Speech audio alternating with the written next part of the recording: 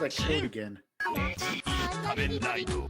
am I doing wrong this time? It says invalid characters. What does it not like? Was it the at?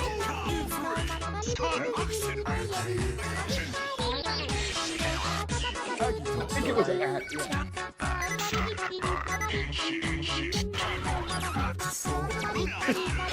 Maybe make another one. I remember, yeah, we had like this issue last time. There's originally the space, there's no space copy pasted over.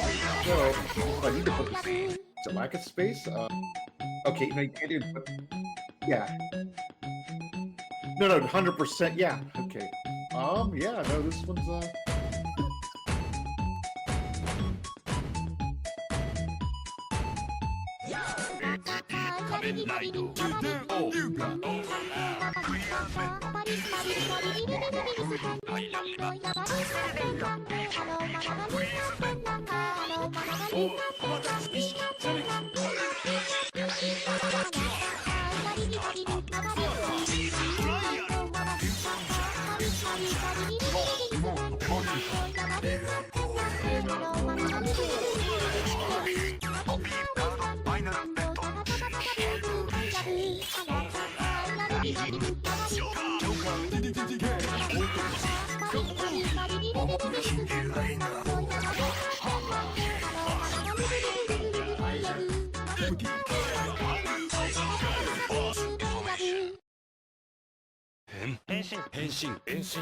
yeah, let's try remaking it one more time. That one kills me. It's like, why would it do that to it? Just throwing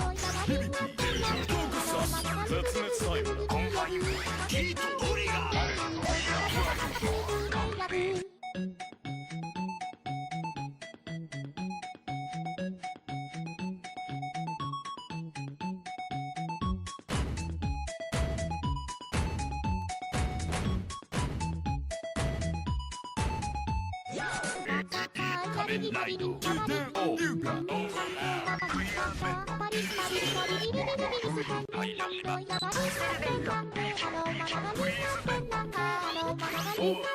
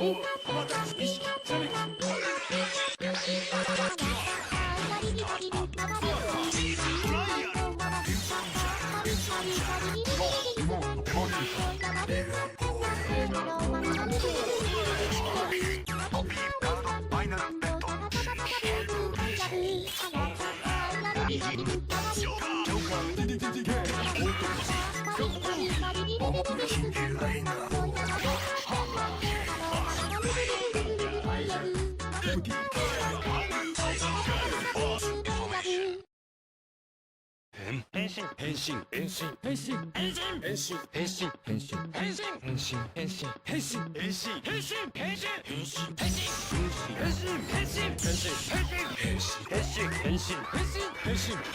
it's because push to talk's required. Okay. I advertised you in a few places. That's right, I remember. You only want push to talk, which is fine. The advertisement is good to go. Oh. No, if I switch out of push to talk, it will force me to mute the server around until I'm back to push to talk.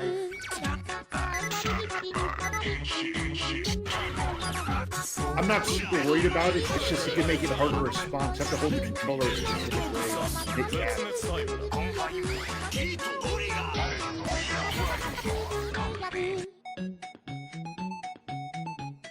Alright, let me give it a shot.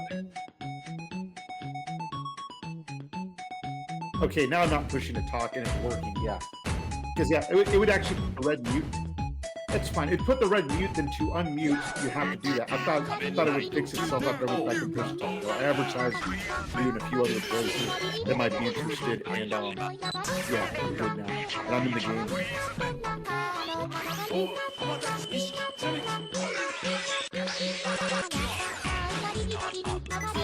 Yeah, I'm not in a rush or anything, man. It's good to go. And yeah, it's good we did a little bit of legwork to figure out what would be the best use of the few hours or so.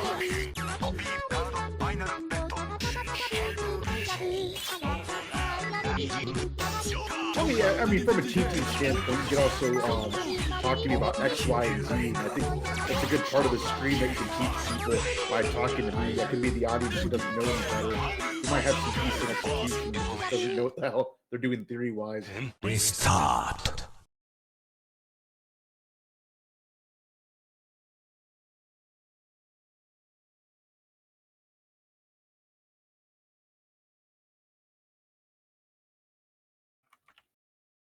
Welcome back to the Monster Hunter World Weekend Hunts. I'm the Princess Knight VTuber Ragnar Avalon, and with me as always, I have...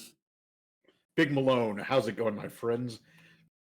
So today we're going to do a lot of Teostra killing because that's the set that we want to put together from Malone. I just need to fix the session ID because the previous one had an @ sign in it, and the game doesn't like that. You know, it seems like a very typical Capcom thing to do, you know, like, yeah, we'll kind of fix this later and just keep having it show up, you know, after 3 years. And then just not fix it. Alright, so... Yeah. Let's see, I actually do have investigations for MR Teostra, so we can use that. Actually, no, if you want to fix it, you gotta buy Wildlands or whatever the expansion's called. Yeah. Okay, so that's the investigation app. So what did you say you needed for the parts? You said Cortex, right? I mean, that's one example. Okay, let me figure out what parts were suggested by our buddy, Finn. It was the head and arms and coil that Finn said you should use. Okay, so you need the head and the arms. We need the head and the arms. Give me just a second here. So yes, I need a Cortex for the head. The head's almost done. And the arms, I think, needs a few more parts. So, I'll dump it in a DM. That way we have something to look at if we need to refer to it. Or actually, I'll type it in the main chat. Yeah, that's all I'll do. I'll type it in the chat. Some interaction. There you go. Equipment.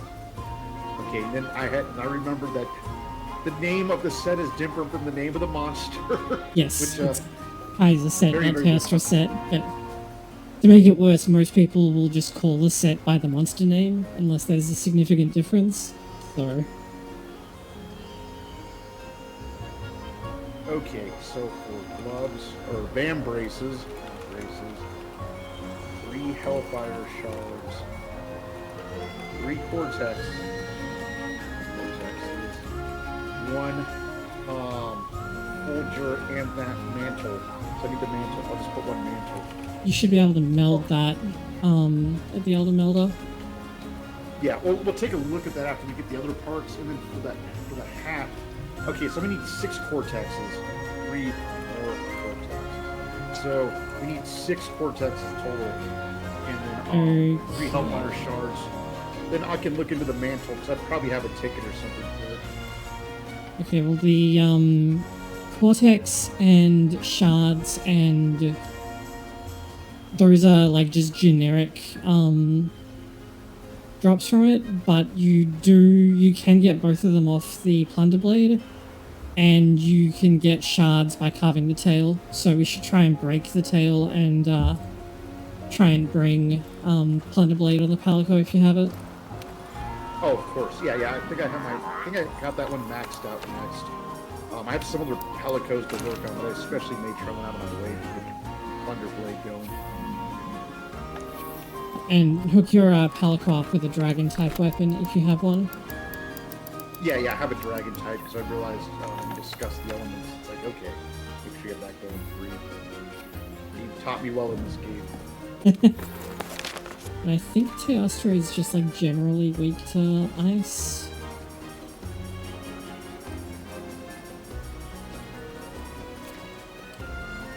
Yeah, so we can just use the Frostfang Barroth weapons. So if you, Nice. I've posted the investigation, so go ahead and join when you are ready. Okay. Yeah, and I use the Barroth weapon by default at this point. Yeah, it's just so powerful compared to anything else I have at this point. Yeah, it's like meant to fight Alatrion, but it's making everything in the meantime much easier to be getting along with. Okay, yeah, I made sure I did it. Okay.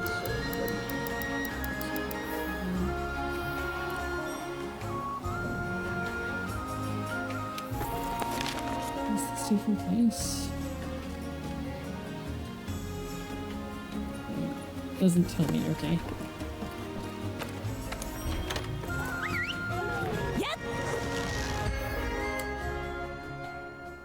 It's also funny to watch your stream on the second monitor because you have the delay. And Yeah. I hear what you're saying, sync up with what's going on with what I see. Okay, well, it's 5 ways, so I did not need more cool drinks, but that's okay. Yeah, that was okay, I'll just make sure I get on calculator.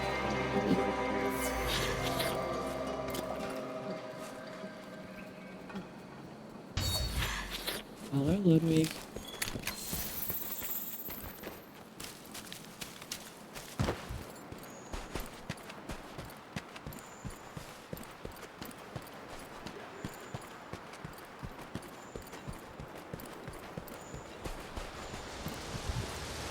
Don't hit about the microphone, buddy. People don't need to hear that. Where is my mantle? Good, yes, I put on my fireproof mantle from last time, so that would have been annoying if I'd got halfway across the map and went, oh shit, I don't have the right mantle on.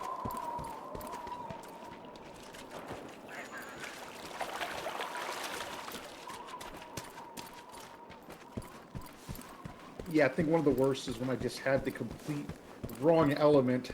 And it's like, well, I guess I'm fighting anyway. You know, it wasn't even a fun one like the apothecary mantle, just flat out nothing, just useless.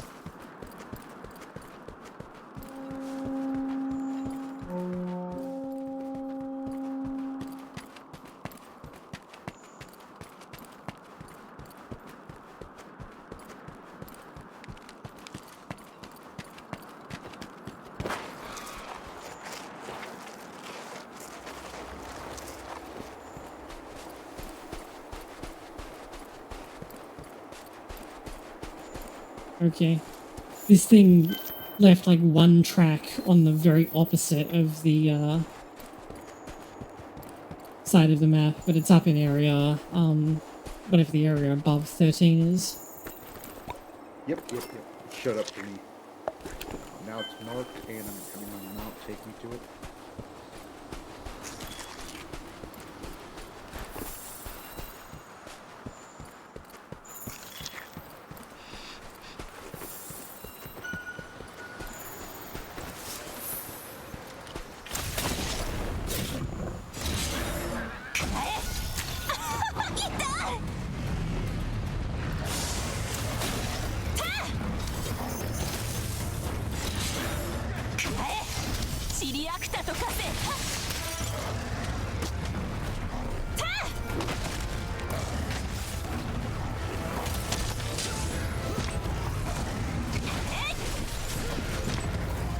tail's wounded, so go for that if you end up on it.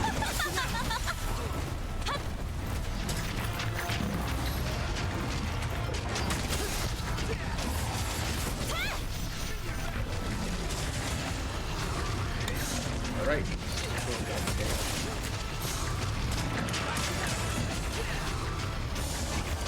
Okay, when you're mounting, you can't go for the tail specifically. Yeah, it's the,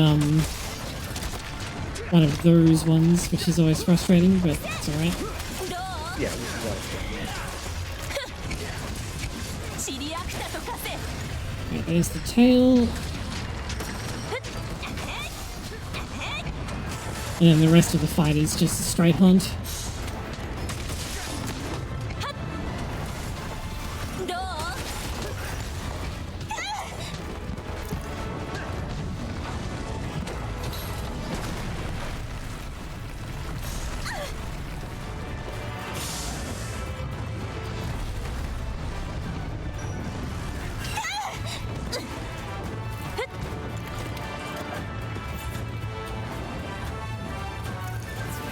Oh shoot, I didn't even, he was off camera, I didn't even notice what he was doing. Crap. Let him get dodged to death. Coming. Try to Ah. oh wait, never mind. Okay, red health. It was returning some red health. Okay, I'm good, I'm good.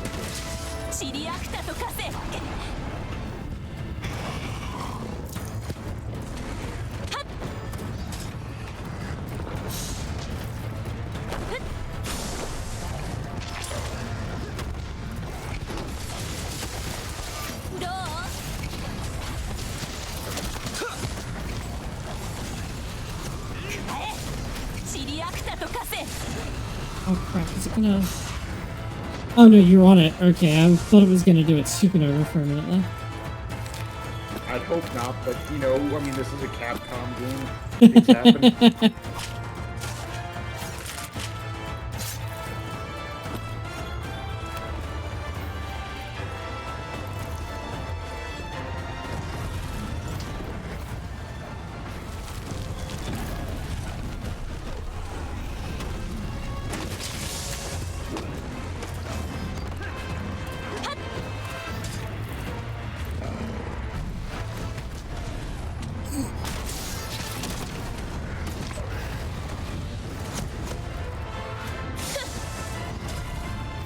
Ooh.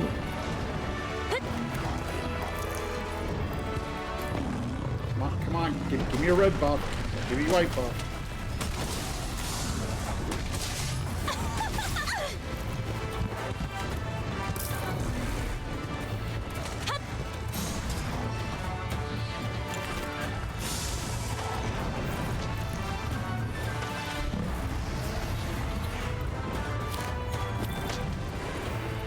Don't forget to come back over here and carve the tail.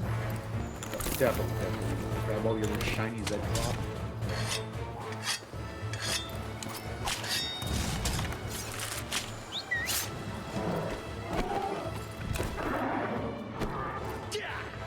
Alright, that's got me a lash that round. But nothing.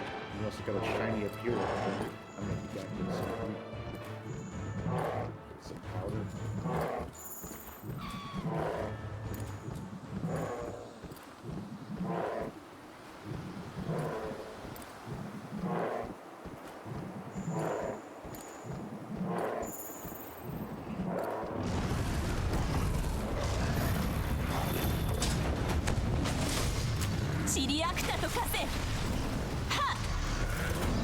Didn't mean to get that flash, but that's fine.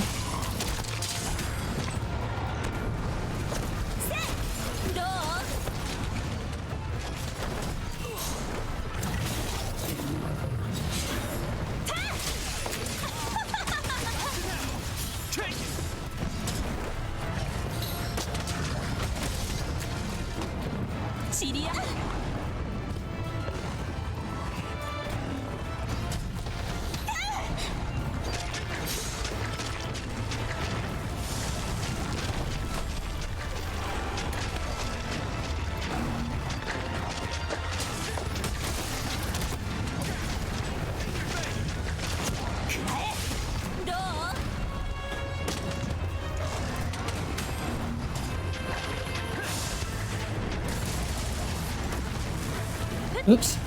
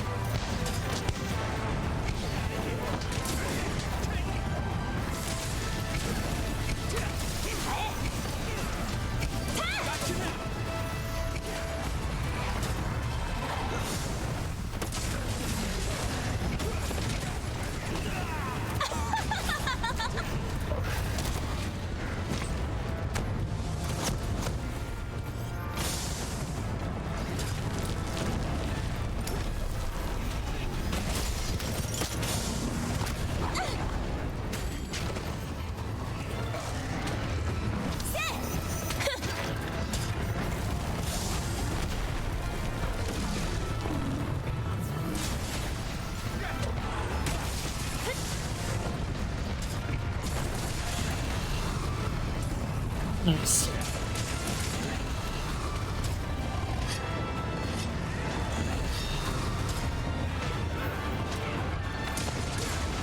Alright, here we go. What are you saying? The McDonald's sponsorship.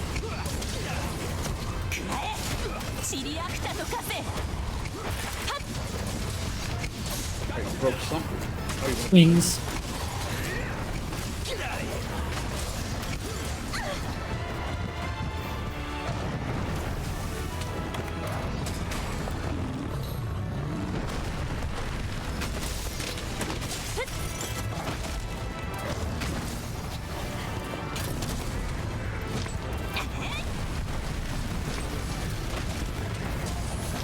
That was done with me.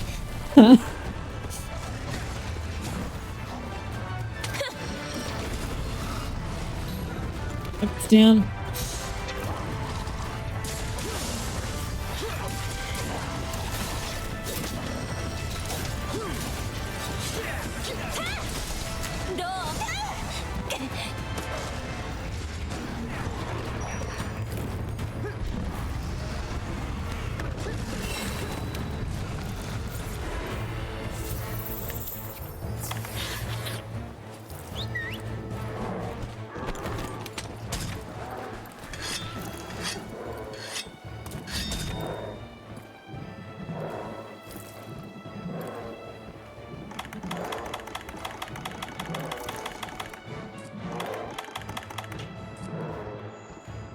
Hey, partner, looks like you need a desert drink.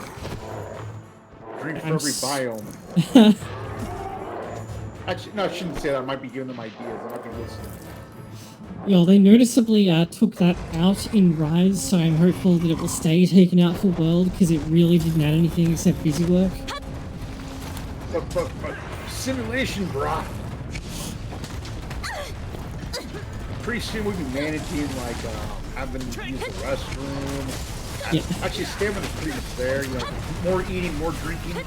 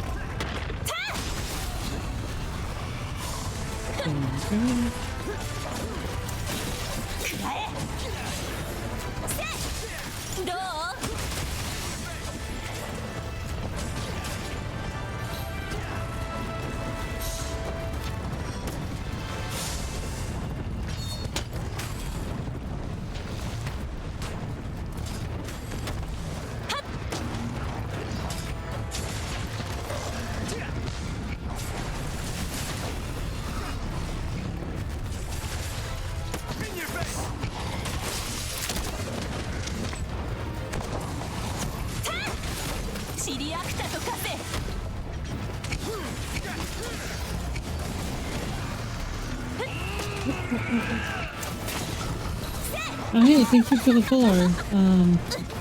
Moving waffles. Oh, that's my buddy Wolf and Waffles. Yeah, thanks for coming by then.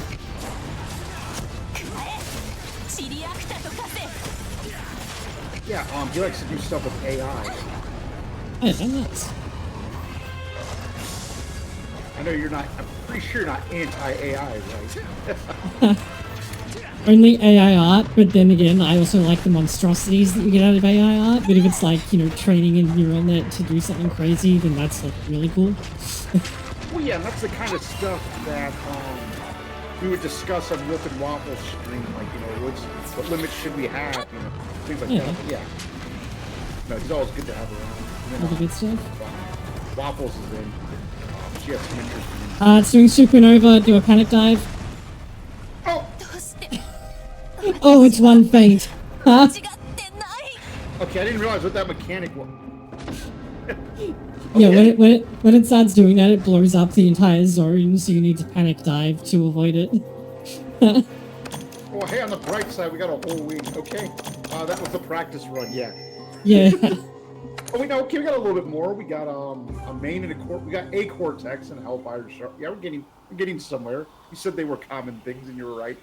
Yeah, the drops on this one are common, so fortunately it shouldn't be too hard to round you out.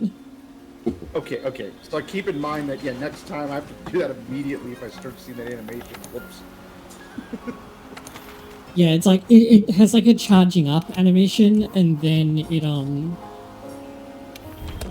like, explodes. So Yeah, you want to run away from it and right panic there. dive.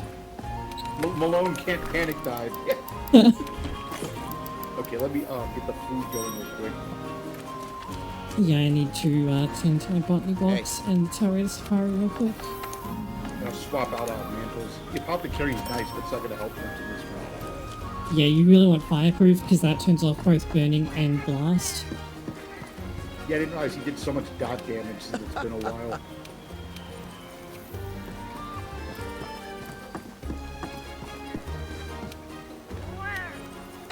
So, Wolfen, have you played Monster Hunter before? I forgot.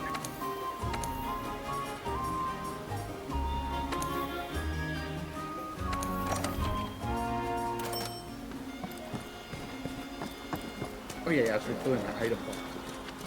Oh yeah. I did try a shot, but I couldn't get over the, like, how clunky it felt, so I kind of stayed away into the world. Yeah, Wolfen World's a really solid game, especially if you want to get into the series. It was suggested that I start with this one by Ragnar, and I understood why after playing Rise. This is a pretty nice introduction to the whole setting and like everything going on. It was meant to be that way too. It's by design. Capcom did a pretty good job of it, even though I might make fun of their programming at times. So my hat's off to them for that.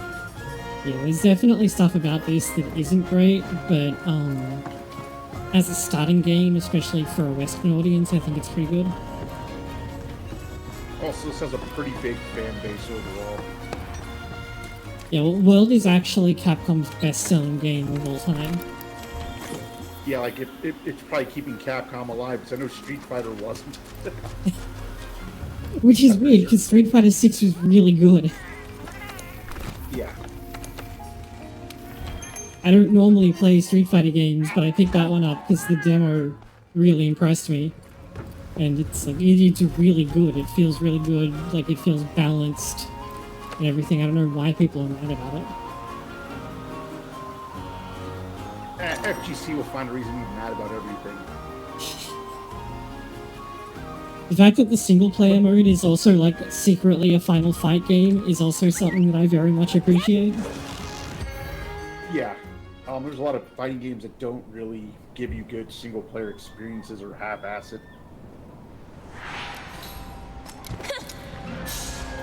Wolfen, one of the big aspects I like about this game is somebody pointed this out, like, you know, in a real fight, the advantage humans have against a lot of animals is we have more endurance, we can last a bit longer.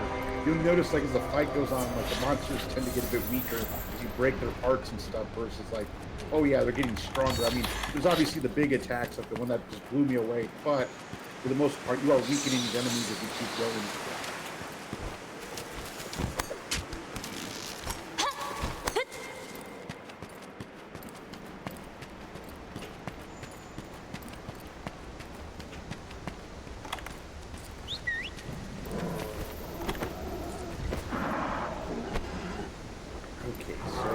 We have a track on my screen. I just wonder where it is. It should have spawned in the same spot as last time, so it should be in area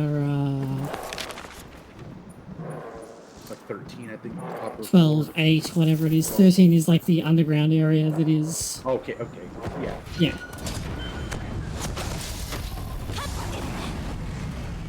Okay, yeah, I found it.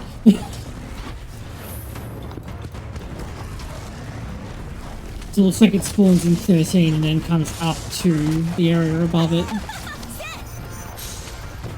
Yeah, Wolfen, one of the interesting things about this game is while I do try to play it well mechanically, there's a lot of reward for just learning little nuances of each hunt that can reduce the amount of raw mechanical skill you need or amount of time you need to deal with stuff, especially time. You start to understand more of what's really going on. And it's kind of cool to figure that out or be told it and then execute it. Yeah, I feel like by design the amount of like pure mechanical skill that you need for Mon Hunt is not that high. But so much of the game is about, you know, preparation and learning patterns and so on. Well, yeah, the pattern recognition is a big part of it, and if you get impatient, like I'm famous for at times, that can screw you up with a personal problem. That has nothing to do with Mon Hunt. I want to do it, you know, I want to do ADHD gaming, like just go in and, I mean, there's definitely games that are like that, but this one rewards you for being a bit more patient and actually trying to do some kind of finesse with some of these fights. Yeah, I think Mon Hunt has kind of always been like that though, because it's always been about, you know, the preparation that goes into the hunt, and especially since early on, weapons tended to have very limited movesets. Like Greatsword is a good example. You use more of Greatsword in this game than in almost every game before it combined, because in almost all of the previous games, the only attack that Greatsword used was like the draw attack.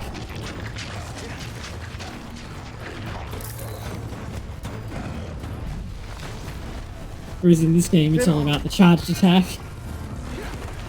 Also, I find it, like, I like how they deal with some of the ailments. Like, I just got put on fire, so I needed to stop, drop, and roll. Yeah. Kind of, like, run and roll more so. But, like, there's the other ones where it's like, okay, stay still, you know, when you're bleeding. Just the different ways of dealing with stuff. It adds a bit of variety. The only fight I truly don't like is Rathalos, because when you're weak, it's a drag to chase them across the entire map. I know it's worse in previous games. It's kind of a tradition. But that one can really rub people the wrong way if they don't understand what's going on in this game. Like, oh, this is what every fight's going to be in the end. No. Oh yeah, Hammer is like an incredibly fun weapon in pretty much every game. The only reason I don't use it so much is that I find that the lack of a move like Greatsword's Tackle means that I just kind of get obliterated. I did Insect Blade because it's an easier to understand weapon overall. It has a lot of different mechanics that I actually like, but at its fundamental level, it gives me a lot of mobility to really understand. Like, give me lots of movement options that I can take advantage of, and I don't have to think as hard other than getting my buff on how to do things. Not a lot of setup other than making sure insect hits get me in the right spot.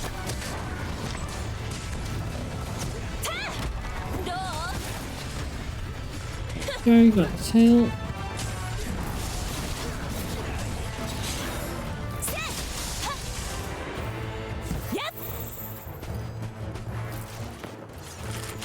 Okay, so I want to review. When he jumps up, he's gonna like jump up and straight and roar. He's going to a panic dive.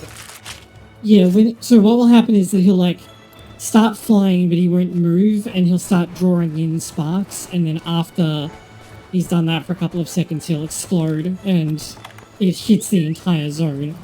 So you basically have to panic dive it. It's also unblockable. Okay, so basically I didn't know what tells to look for. That's why I just got blown away, because it's like, huh? And then... But like, you really do need to actually do a panic dive, not just try and dodge away from it, because the hitbox is fairly long. Like it lingers for a long time. Excuse me, are you questioning my one-frame timing? I mean, if you think you can do it, go for it, but I sure can't. You know, not only can I do it, I can do it with a blindfold on. Now you just need to do that to Alatrayon and you're all set. Oh, well, if I'm not mistaken, Rango, it's a Monster Hunter live-action movie, right? There's not an Yes, and it has Tony Jaa in it. Yeah. No, but he's right. Why isn't there an anime? Unless there is an anime.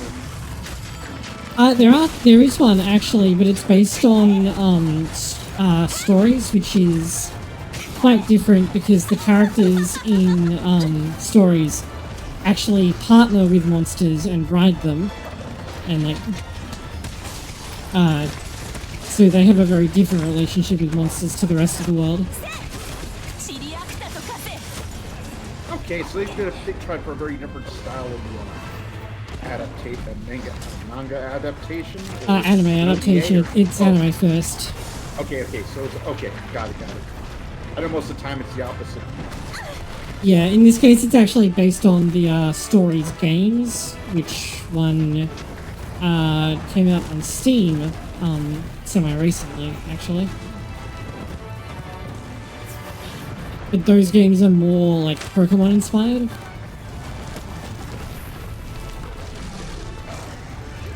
Oh, so it's like, Rajang, I choose you. Rajang uses copyright infringement-free Spirit Bomb. Not quite. It's more that you're you eventually end up with one that you end up riding on, and you can change which one you choose to do so with. Is my understanding. If you want like the actually hunting monsters part, you can check out the God Eater anime. That is quite good, although it had some production issues.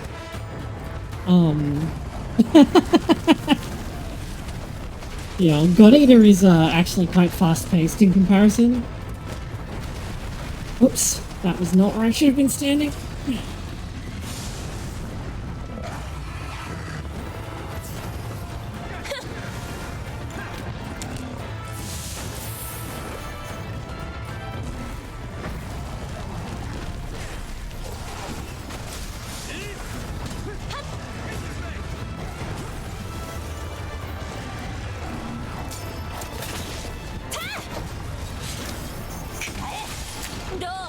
So now I'm curious about the mechanics of the game where it's more about mounting the monsters. Is it like jousting on steroids? Kinda. It's, so you have like a partner monster that you ride on, and you're basically combining like the monster's natural strengths with the intelligence and ability to direct the monster of a person, which makes them much more dangerous than a wild monster. Okay. I do like mounted combat thematically. Yeah, although these games are turn-based JRPGs, actually. Oh, okay. I was wondering about the play style. Okay, never mind. You know, I'd want real-time jousting. Yeah, no, sorry. Yeah, like Mountain Blade, and then there's like War of the Roses. Like I would direct people mounts. They'd kill my mount. Like, okay, now you ready to really fight me? I don't even need my mount to fight you. Then Wolfen might get a good kick out of this. There's one game that was fully programmed that if you did more than 128 damage, the entire game would crash. So I'd mount people, get a head hit for 128 or higher, and then the client would just crash. That's my reward for... that's a really low number to have as an arbitrary maximum. Yeah. It's like, okay, well, because they got really lazy at how many, how they program the damage, of course, but it's just like, come on, really? That's my reward for doing a really, really good head hits to have the game crash. That's actually what happened with the Endwalker launch in FF14. The one of the error codes that you would get, like you'd get like tons of people in queue, and then the game would be like, oh, this error code, try again. And it ultimately transpired that the cause of the error code was that more people were connecting to the server, like to an individual server, than they had anticipated would ever be playing the game in total. Like, not just simultaneously, but in total. So they just set this, like, arbitrary maximum number that was higher than their highest estimates for the game's complete player base. Not even, like, just the people who are playing right now, but everyone who's playing it ever. And, yeah, we exceeded that in the number of simultaneous login attempts. In one hand, that's bad, and the other hand, that's a good problem to have. If I had to have a problem, I would rather be that than some other one. Yeah, we were joking that FF14, like, basically won capitalism, because so many people had bought it and were playing it that they had to stop selling it. Like, there were a few months after... Oops. Oh my god! Oh, sorry, let's see what I got this time. Okay.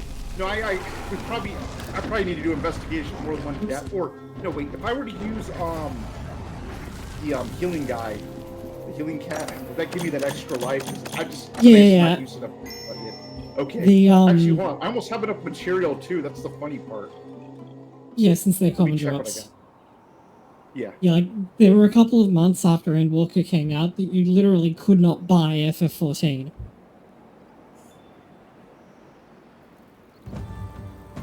Okay, so yeah, no, okay, what happened there was like, yeah, I didn't realize he was doing the AoE explosion, that Kieran style attack. It's like, as soon as I put my cloak on and I didn't have enough health, whatever, I'll just make sure, I'll just use I'll use the safety bubble. Yeah, that doesn't count as a feint or anything, so. Yeah. Alright, I'm getting the mad bad syndrome. Hey, Ludwig, come here, buddy. Look here. Let me see your face. There we go. All clean. Good boy. Okay, so I literally just need 4 more cortexes and I'm done. Okay. Yeah, we're almost there. Okay, I'll just switch the cat out and... Yeah, that'll give you an extra hit, and that should be plenty. Yeah, just because I'm not too used to this fight. Like well, like actually, I don't even think I fought this guy in the other one, Rise that much either. Yeah, because there's the nature of Rise's setup is that there wasn't much point in like farming or anything, so I think we fought it once and then kept going. Yeah. No, but there was other annoying guys there for sure in the Rise. Yeah.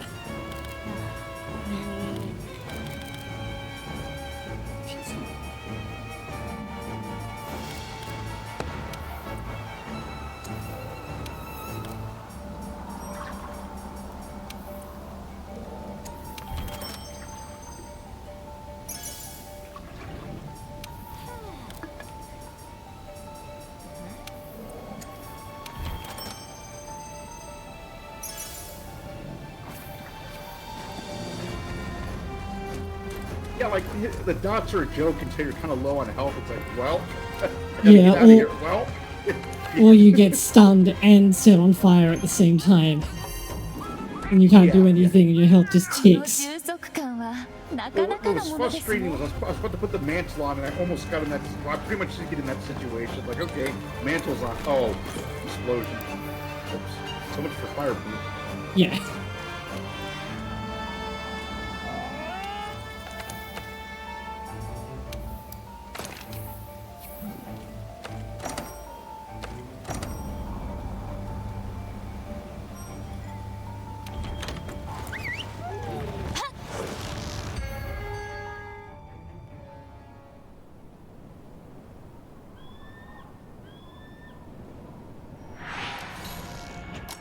Also with your opening comment about Eagle Dinosaur Lion, this is basically a copyright infringement-free chimera. Also, it's underground this time. I'm gonna drink some cup. Oh yeah, by the way, this game makes you use drugs to get performance.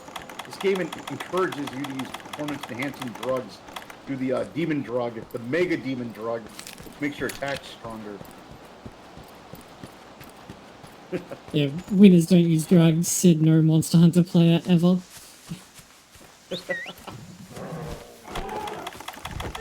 Okay, happy lurk.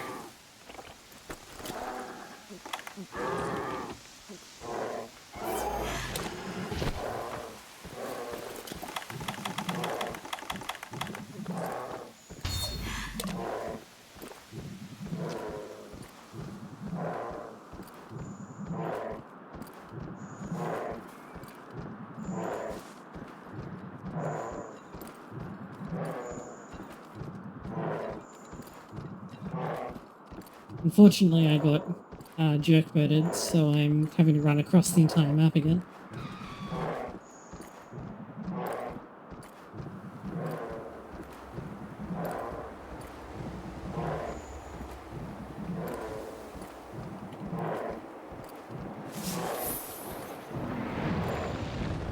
Oh, nice, you gave me to him. Oh yeah, no, I saw him right at the spawn. I just took a moment to everything set up and figured he'd join in time. And he did.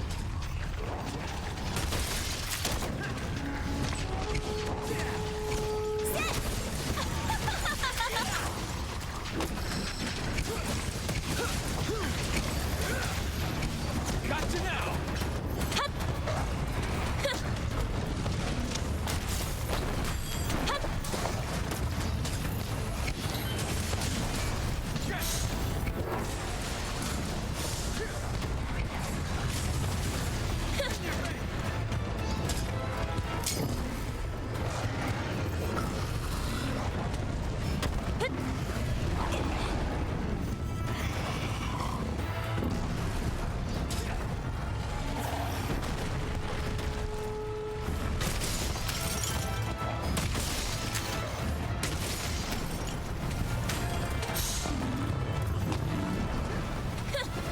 Okay, despite me standing directly in front of him, he somehow just completely missed.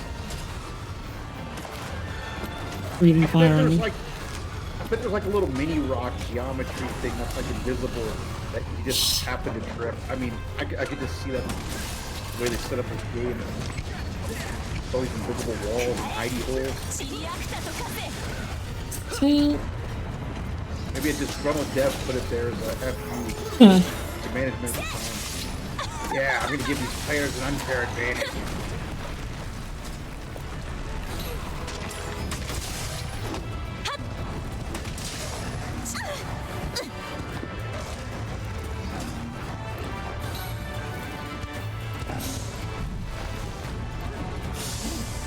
Okay, it's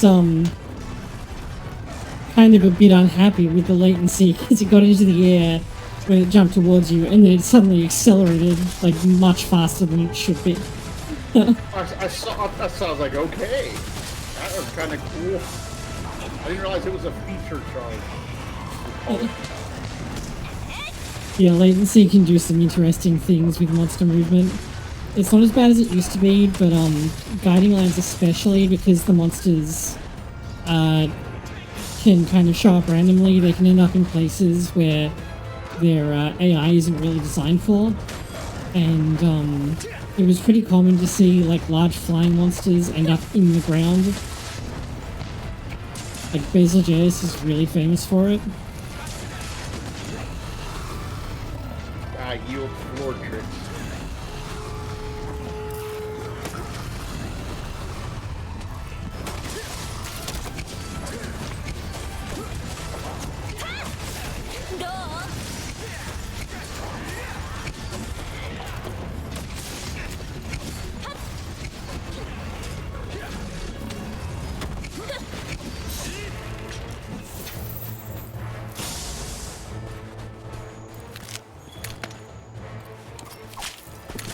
Just a sec. I'm gonna go back to camp and I'll swap out cats.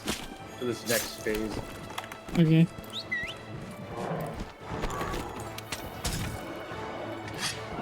And you know what? The extra healing never hurts. But yeah, if I was more familiar with this fight, I'd definitely go full try hard, double plunder blade with you.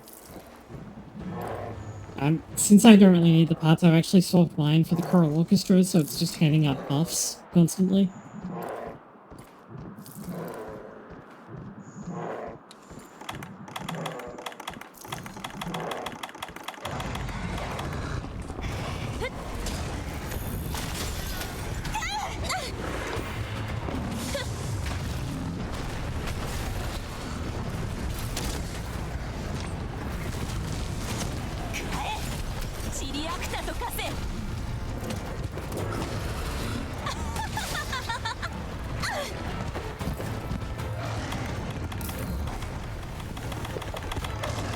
Oh yeah, I got checkmate, that's right.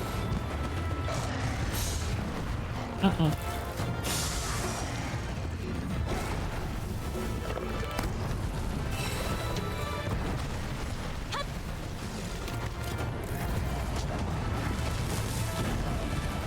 The negative stun drum beat is basically increased stun. Like, It actually makes it so that you can't be stunned at all while you have the buff. oh, we don't get okay.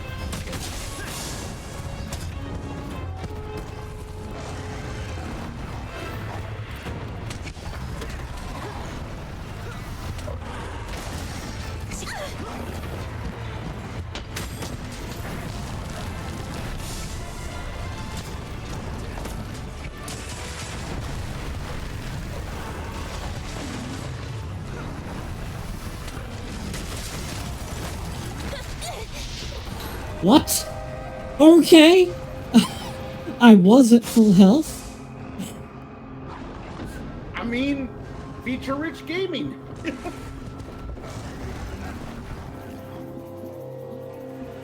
Okay, I have no idea what happened.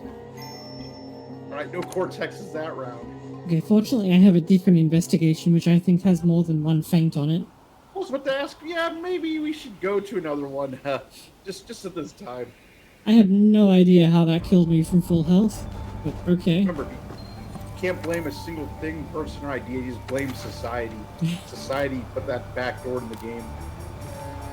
Slaying Teostra. Okay, this one is faint 2 times, but it's in the Elder's Recess, so, bring a cold drink. Okay. Let me talk to the Argus real quick.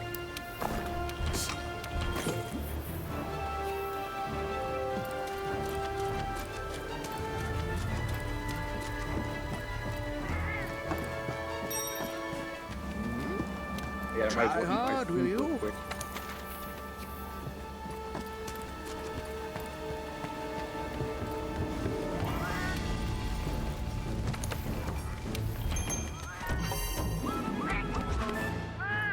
This 充足感はなかなかのものですね。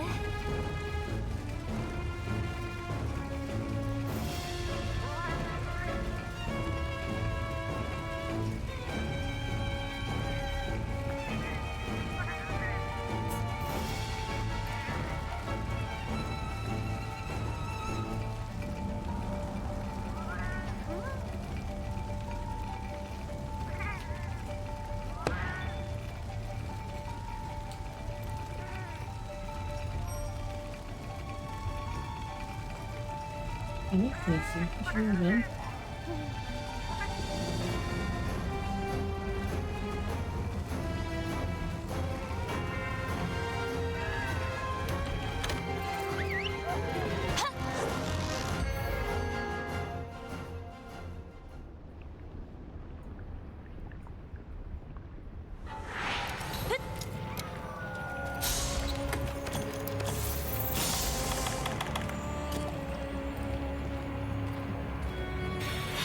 Okay, he's in area 12.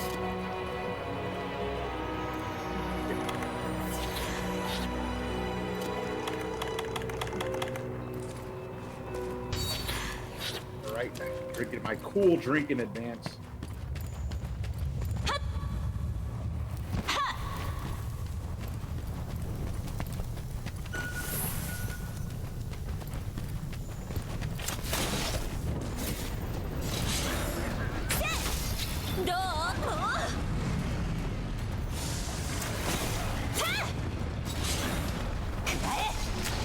アクタと化せ。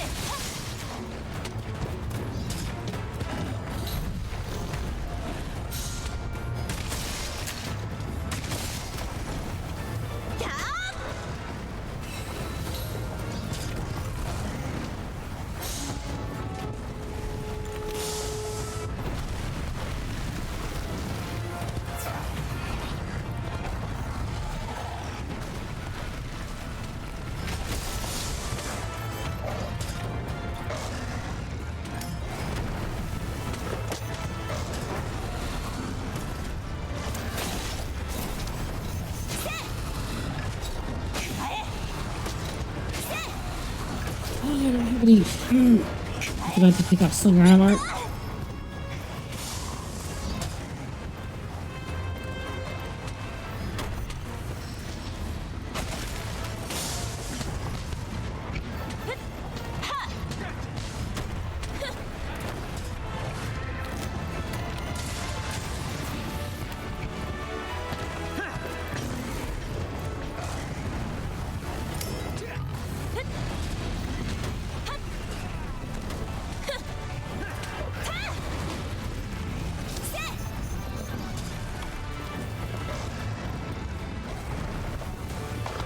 Is it just me, or is this one really big? Yeah. He's like the largest variant size.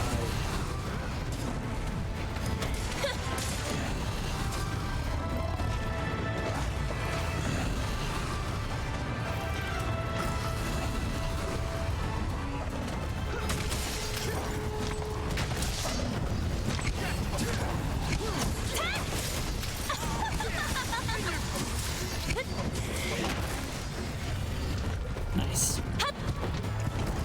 Tail went off really fast. Yep.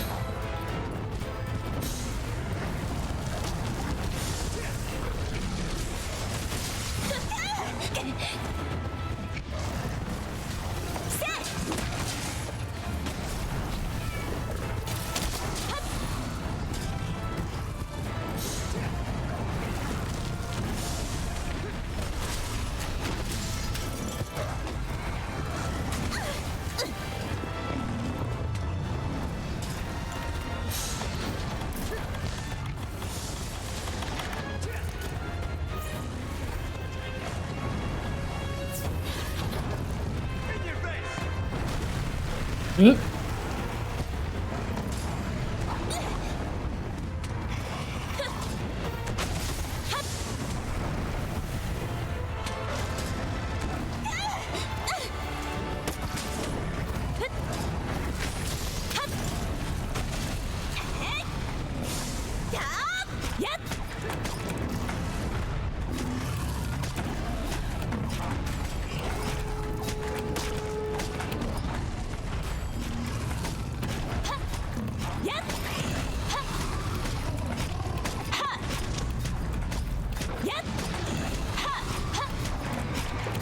All over you big stupid cat. どう？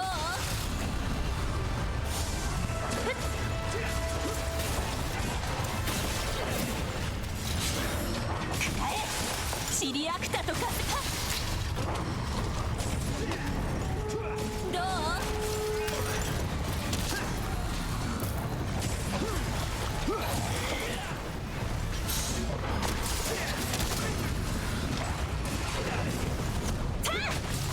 シリア。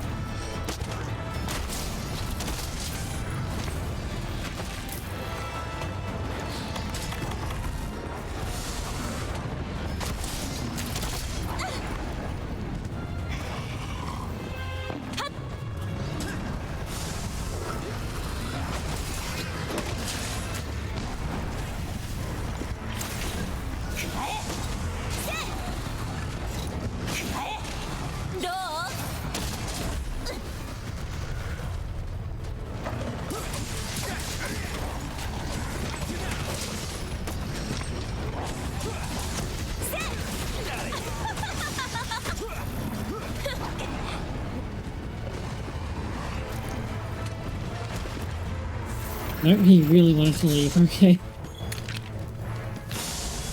Failing up over here.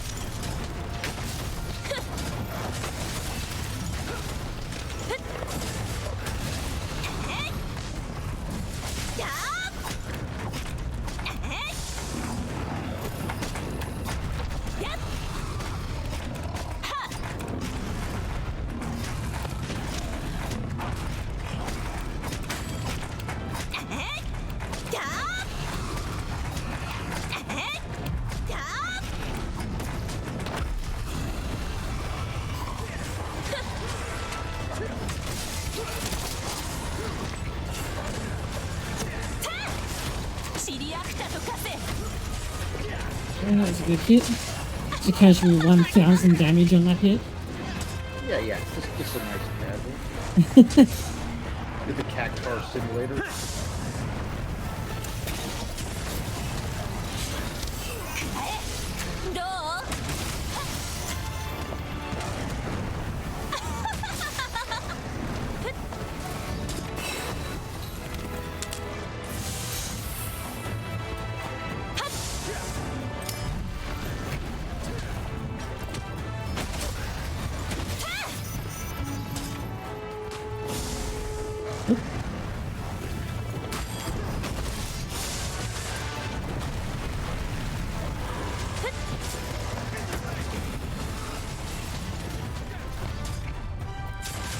I think that knockdown was caused by your kinsect. I mean, it is a blunt kinsect. Sometimes aim for the head. I didn't really aim that one. I just needed explosions.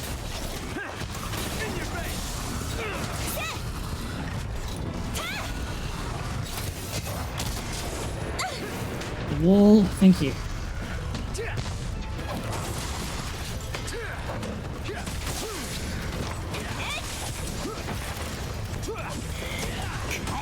It's a wing down, or is that a head?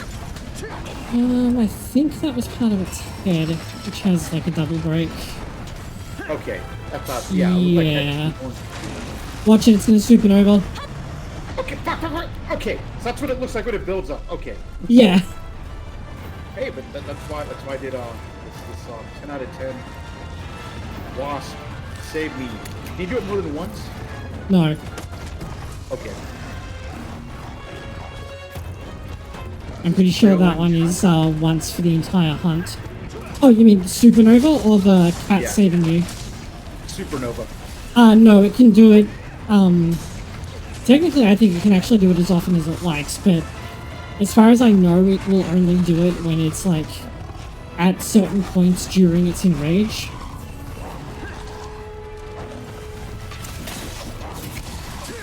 So realistically, you'll only see it like once or twice per fight, but there's no hard limit. Got it.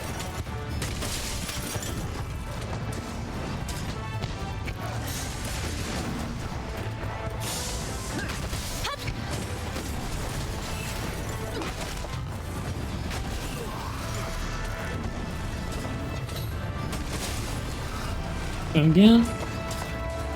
Oh, it got paralyzed somehow, okay.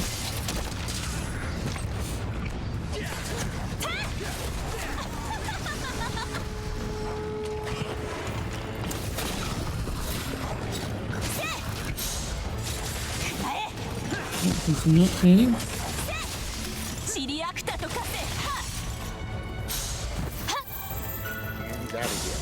Yeah, he's gonna go back to his nest.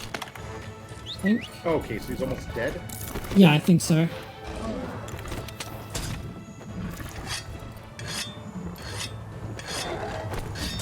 Or not. Nope, he came over to the middle area for some reason.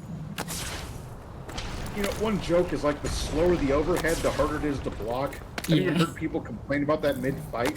That's one of those where it's like, well, like, you know, since you play a lot of Tekken, if you're watching Paul charge up a Death Fist. Yeah, then you stand there and get hit by it anyway. Yeah, that's almost what it feels like when he's charging it to the supernova. It's like, oh.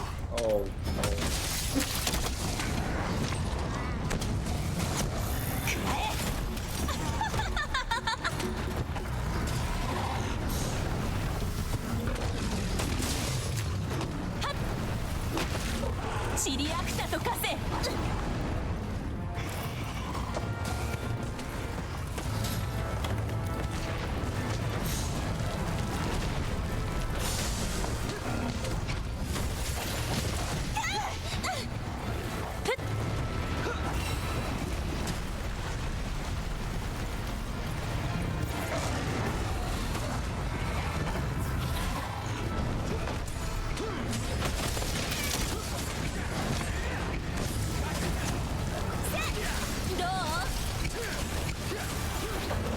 Now he's nearly dead and going back to his den. Oh wait, I'll get 10 sec off. Never. You know what's funny is like if you keep attacking him while he's moving, like if his nest is close enough, you'll be like, oh, he doesn't even get the sneak phase, so we don't get the good alpha strike. Yeah, I have taken the Evade extender off, so I should now be able to actually do the setup. Oh yeah, I remember that kind of ruined it last time for you. Yeah. So like, why isn't this working? And like, so I put Evade extender on like an idiot.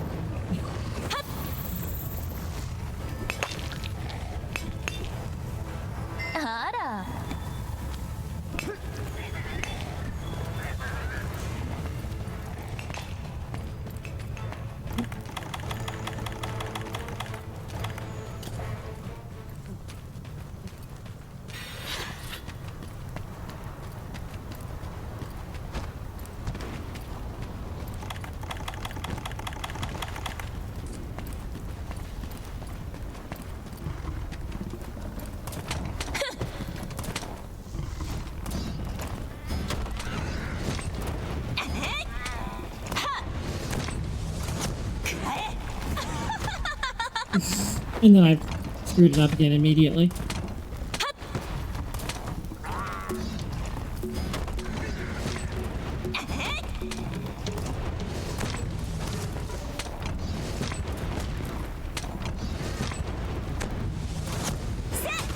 Ah. Oh well.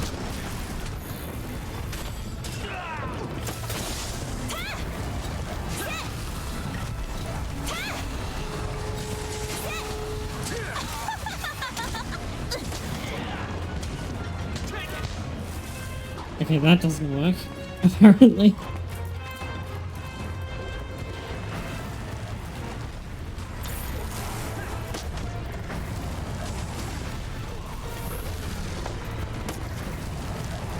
I'm like stuck. Okay. That got me out.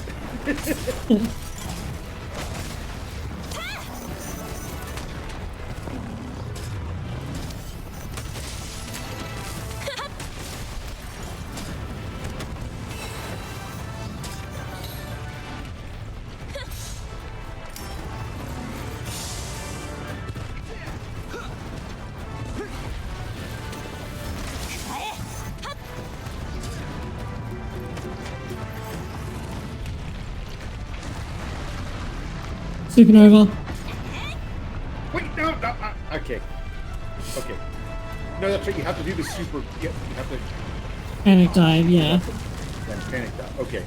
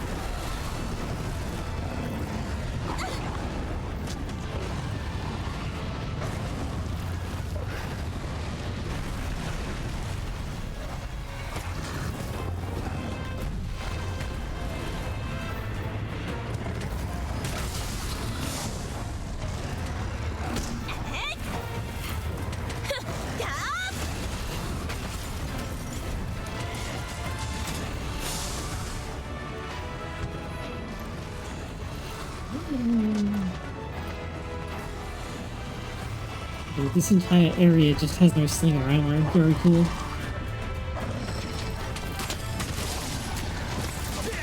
Yeah, they gave it all up for the clutch claw.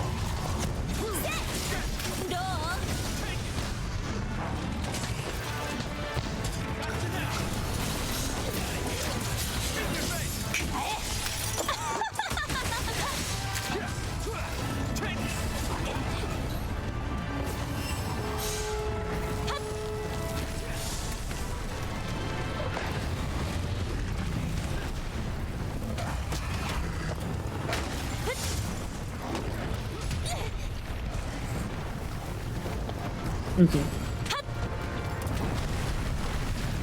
Oh, that cannot be blocked. Okay.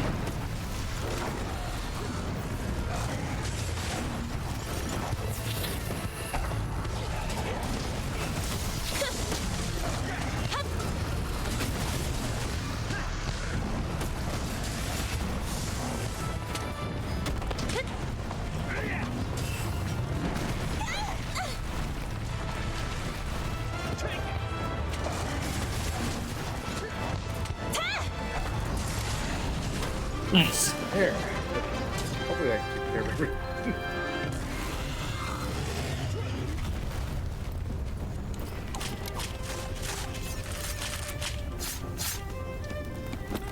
It's definitely not a bad fight, just get used to the fact that, okay, it's just gonna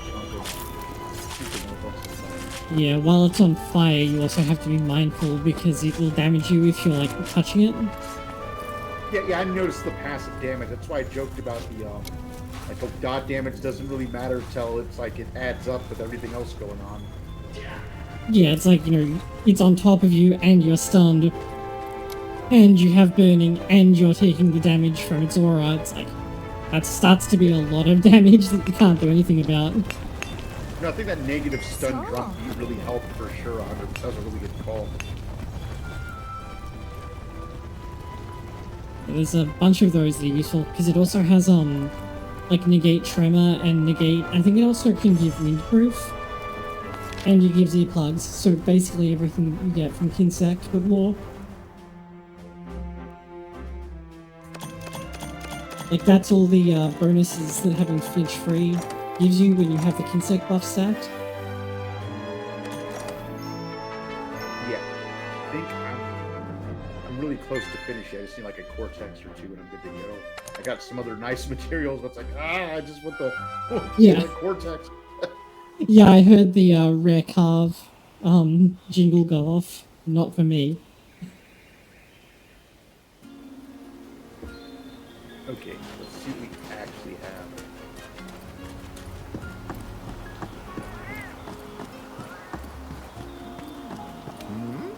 Try hard, will you?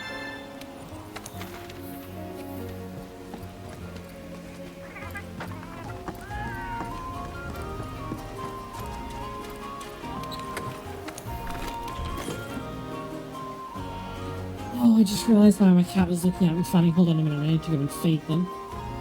That's fine. Pose. I'll be near your Steam machine if you need to while you're doing it.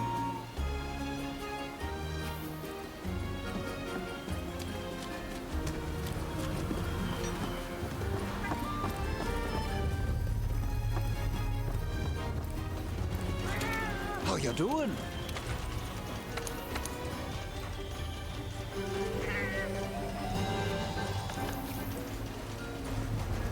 Oh, I just maxed out on fuel. Yeah, your cats are first.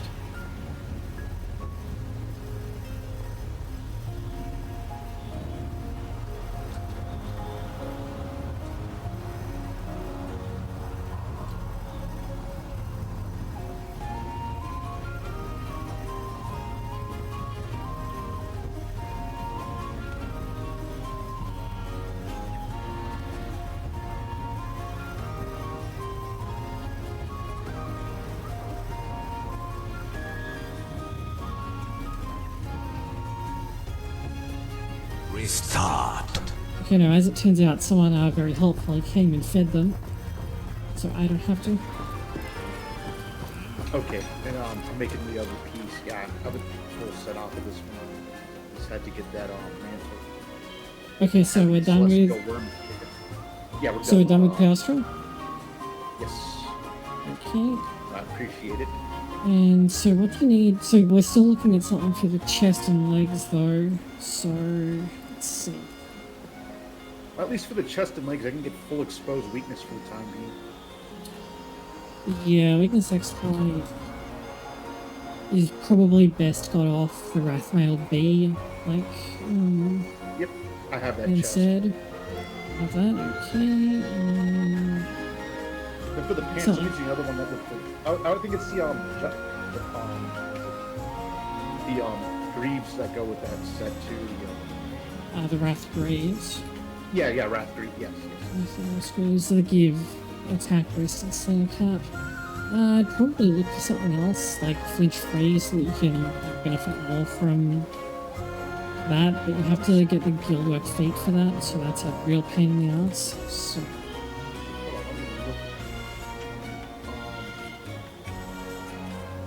Yeah, I mean, no, the Rathalos Greaves, they have, do they have jump and, no, yeah, they have jump master weakness exploit. that's the Rathalos high rank Greaves. version. Alpha. Oh, okay, I'm using the wrong version. Okay. Oh, rarity 6. Okay, Yeah, got it. rarity 9 and Yeah, up is for master rank stuff. I keep forgetting the little plus, the plus symbol, but either way, it gave me a stat I needed at the time, but you're right. I'm definitely going to want the higher armor as we go up there, too. Yeah, rather than, let's see. Is on like a bunch of enemies. Alright.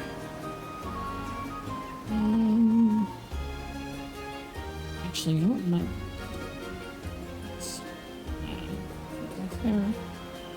Yeah, if I had a weakness exploit gem, I could just do like the chest or the tights and call it a day. But If you've got the gem, because the Van Braces only give you one hit guard and one weakness exploit, so you could swap them out for something else.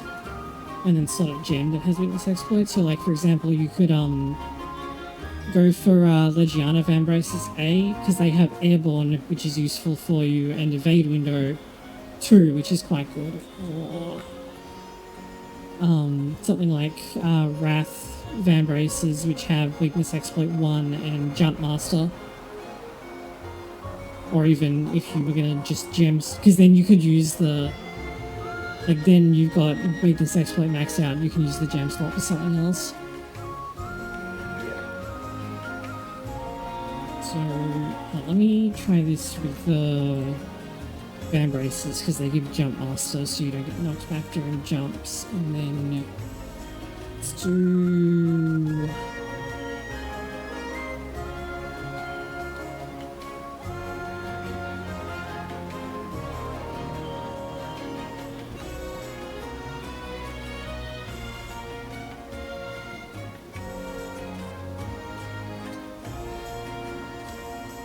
this one.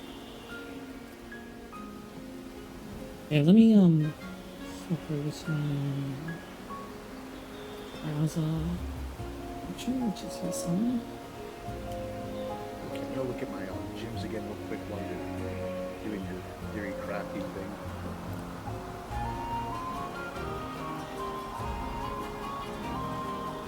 So this is what I have set up at the moment.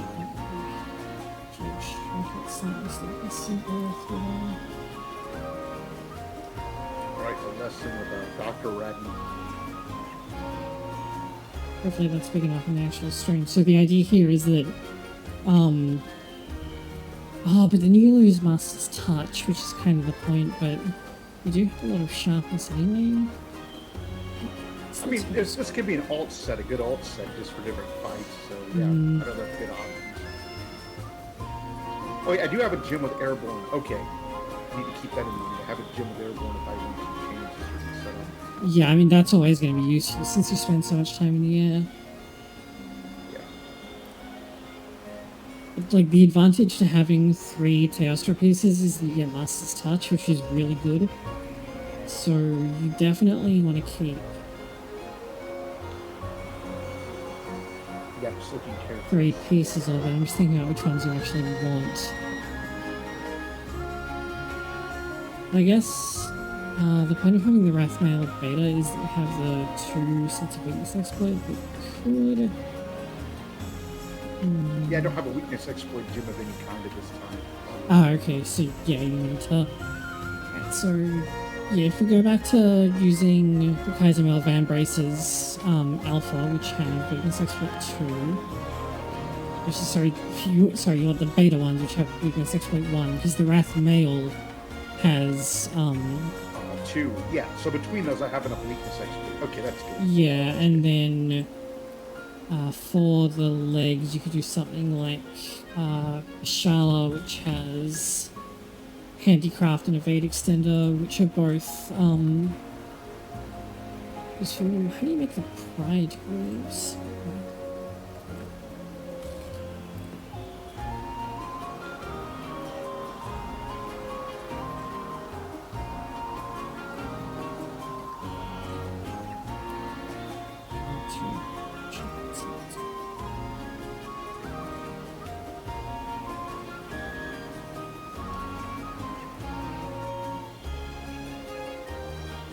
Oh, that's the... is that Seething Bagel Goose? The normal one.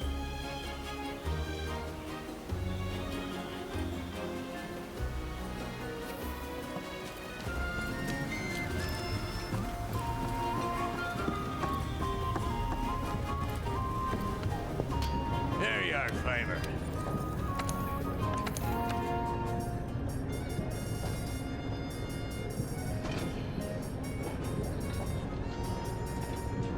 Yeah, it is Seething.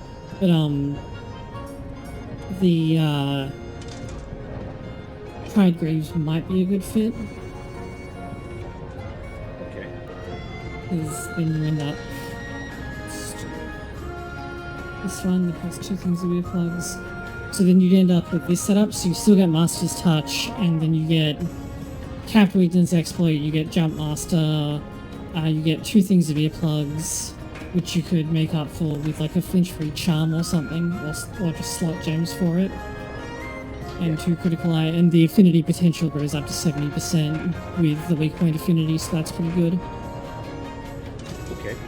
Send me that one. Yeah, let me I'll actually screenshot it because I'm not sure if I can like share the like directly. So. That's fair. Okay.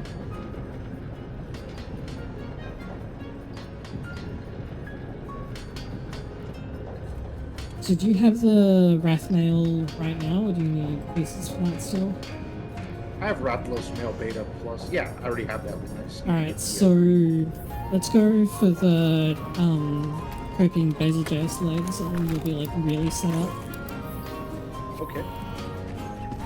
Do you have something set up to help us get that one? I can have a look, but I think there's a repeatable quest for it. I may actually just have an investigation for it though.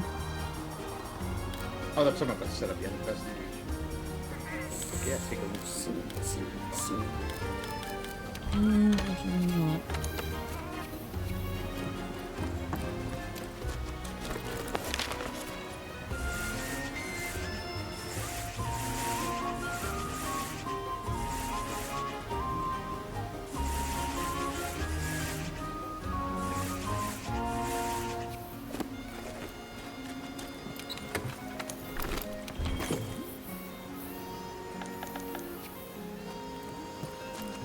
Probably easiest to just find a quest for it, because I probably have an optional that involves fighting it.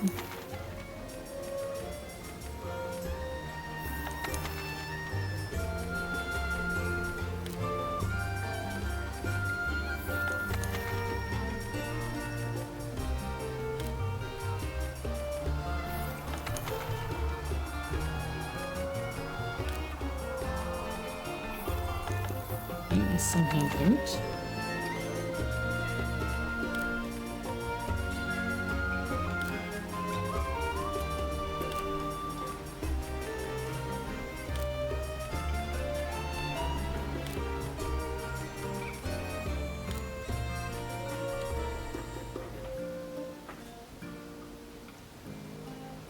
Okay, good. There's actually a useful event quest for it though, which takes place in the special arena, so it can't run away very much. And Nice. you get a crap ton of armor spheres from it, in addition to the parts from the monster. Okay, so it's a win-win. Which pieces do you actually need, by the way? For oh yeah. Okay, let me actually look it up real fast. Yeah, it's Pride Greaves, and you want the alpha version. Yeah, 1 second. Oh, I want to do the eating. Okay. So Pride Greaves Alpha. What's the name of the monster one more time? Seething Basil Jazz. Oh, Basil Juice. Okay, got it. Yeah, but the seething subspecies, because it has different parts. Yep.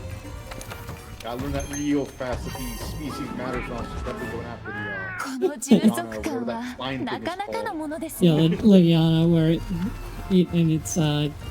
is not the same as its shrieking version. Nope, not one bit. Like, whoa, these are very different. So, okay.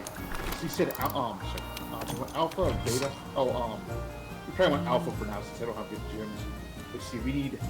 Yeah, alpha, so you get 2 earplugs and 1. That's right. Yeah. Jump mask.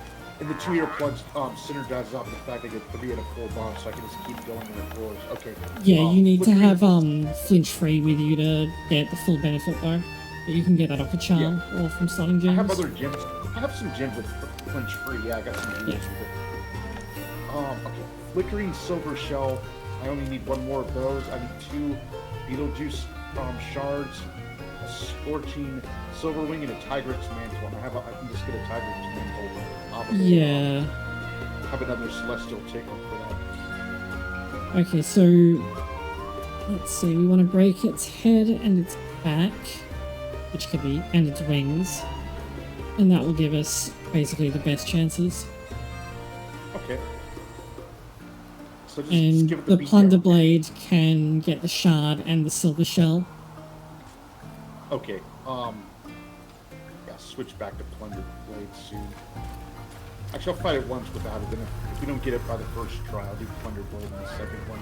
It's not going to confident in the fight. So,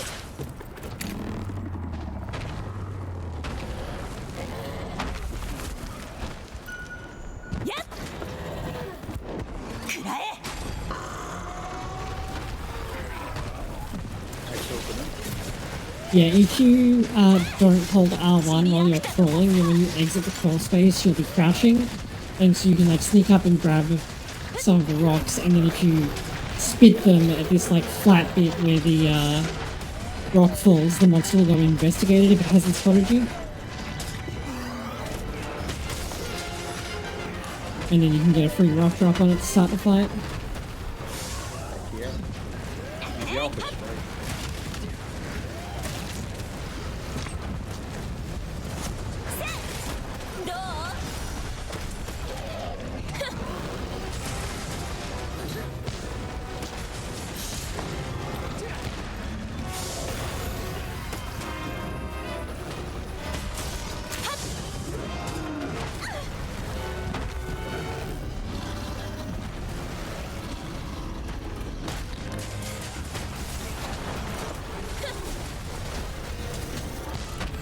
Okay, I couldn't see anything that was happening just there.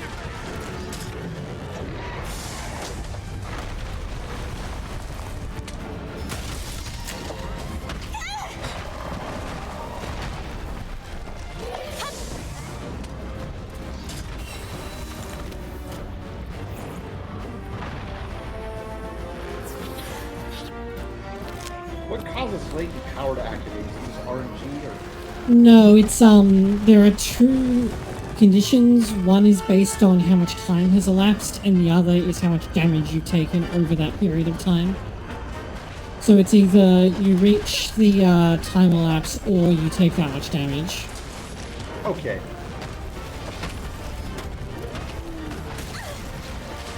Since hunts in world are pretty long, it's a very strong ability in this game.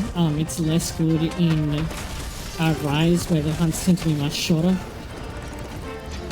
Yeah, I remember this guy making a video saying, you know what? Defense is often underrated because people don't really stack it the way they need to. Or like, you know, some people just want late. Like, yeah, you know, you just get that big juicy, like one time damage reduction or something. I don't know. It's just interesting to hear debates about that. Right. Yeah, because like in this game, latent is really good. If you have stuff left over after you have like stuff that's super critical for your weapon and you've got weakness exploit and stuff, then latent power is almost always a really good pick. But that is not the case in Rise.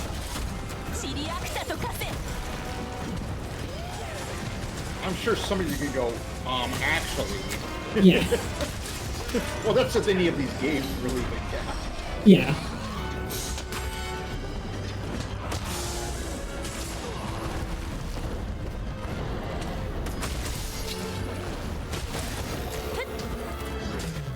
You like to joke about a specific guy trying to be a shmup mentor. Well, you're my Monster Hunter World mentor. I'll just believe anything you say. But unlike the guy we make fun of for the shmup mentor thing, you actually know what you're doing. Usually, at least if I'm wrong, Finn will come over and tell me that I'm being wrong, so... And you can at least admit it. Well, actually, here's the most important thing. You don't have fake interest in this genre of this game. You actually like this game. You're not doing it for clout. Like the shmup person that I'm talking about. All he cares about is the clout that comes from it. You would think that there wouldn't be that much clout, because like shmup is a pretty niche genre at this point, Oh, right? shoot! I mean, yeah, no, it's a niche genre. It's like, yeah, if you're trying that hard for 20 people. If you're really going for clout, you're better off with some other stuff, not 20 people. Yeah. I don't know why he picks this, like, that dead genre. I mean, yeah, no, we even talked in another server about how, like, the channel's dead sometimes, like, has 0 people streaming and watching. Well, of course, because if there's no people streaming, there's only watching. Like, somebody even made a 24/7 channel to try to help save the tag.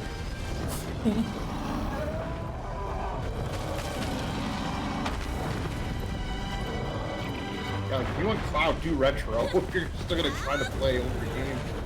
Yeah, but if you do retro, then you have to compete with, like, really big names.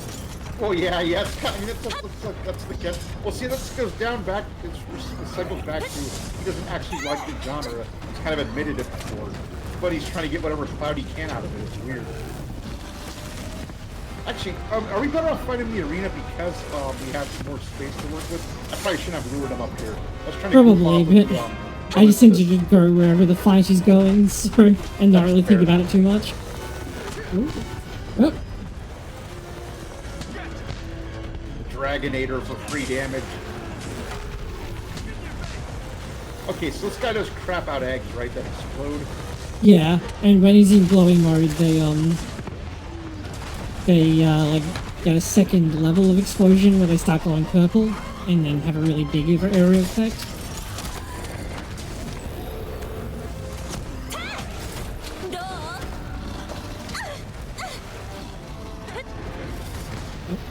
Nice. Okay, so it did work. I thought there was only one, like, crap. I picked the wrong time. Nope. Okay, that's what got me on my death by accident. Yeah, the glowing purple thing had a bigger explosion than I expected, and I landed right into it. I think he knocked off the ledge.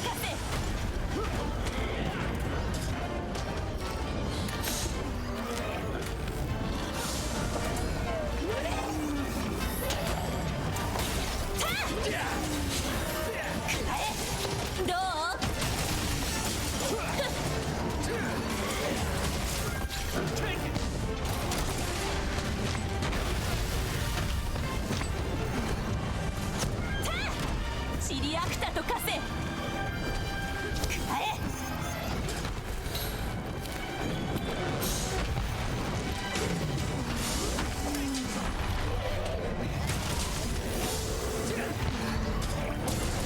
Did you ever see the fake Mario 64 blindfolded speedrunner? Like, this was a lot older, but did you ever run into that story? I'm aware of the drama around it, but I didn't actually see like the run itself or anything. Okay, well the funny part, where the drama really came from is this guy thought he was faking it, so he's like, you know, I'll give you $500 right now if you do this particular move. Or like tilt a certain way. Like he's basically trying to defraud him. The dude wouldn't do it, even though he's offered a real sum of money from a serious offer.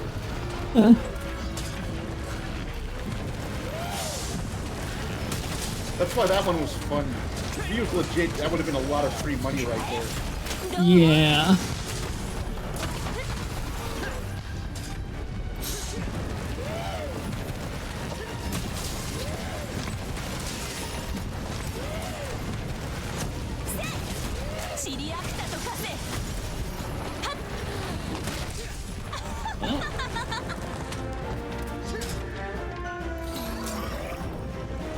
I was watching someone else streaming because they're like one of the few people that streams at a time when I'm awake, and this is the one where I was like kind of making fun of their chat. But someone in the chat was like, "Oh, but you know the monster doesn't have a health bar. How can you tell that you're doing damage?" And it's like, look at it. Yeah. You know, we've knocked bits off it. It's unhappy. It's limping. Like. Yeah, it's limping. It's missing parts. You know, its scales were gone.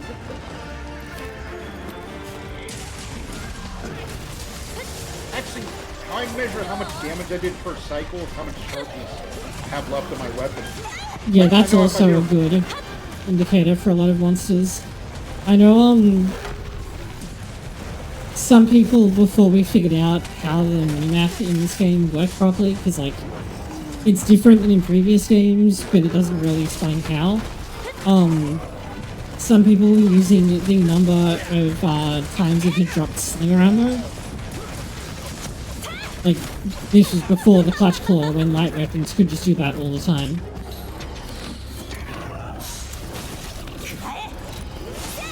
Oops.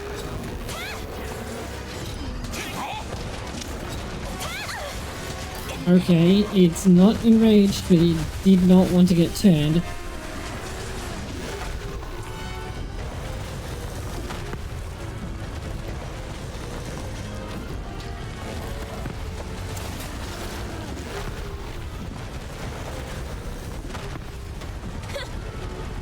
Oh, it can do that back to back. Okay, nice. Oh, nice! I killed him with the consent. He shot at his tail and he died.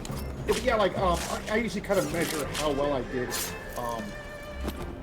for like a cycle by. It's like, okay, I didn't even go through this much sharpness, so I barely got any hits this round. But it's like, okay, I got into like, you know, the lower levels of sharpness. I'm doing really well, and he's probably about this dead.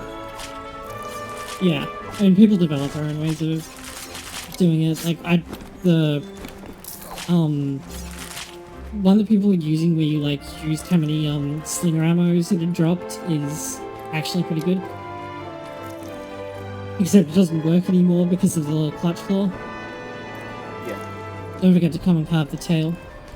Yeah, I did. I noticed you did it, but it's like, okay, I got straight out. No, that's good you always remind me. It's easy to get excited and be like, yeah, oh. Yeah.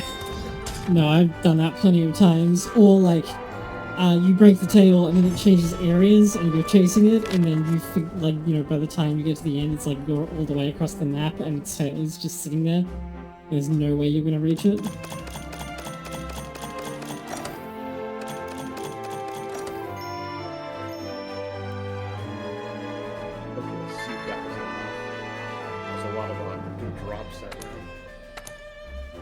Yeah, the fact that it's mostly common stuff helps a lot, since that's very likely to appear in the rewards as well. Absolutely. It's funny when you're getting like all the gems and stuff, and it's like, no, I just want this. Yeah, the desire sensor always knows. Like, if you want I think it's gems, you get all the common stuff. If you want common stuff, you'll get all the rare stuff. Yeah. Like when you're playing Diablo and you never get your classes drops. Yeah. That's, at least with the, like, being able to, like, gamble equipment in 3 and 4, that's a lot, less of a problem. There you are, Flavor.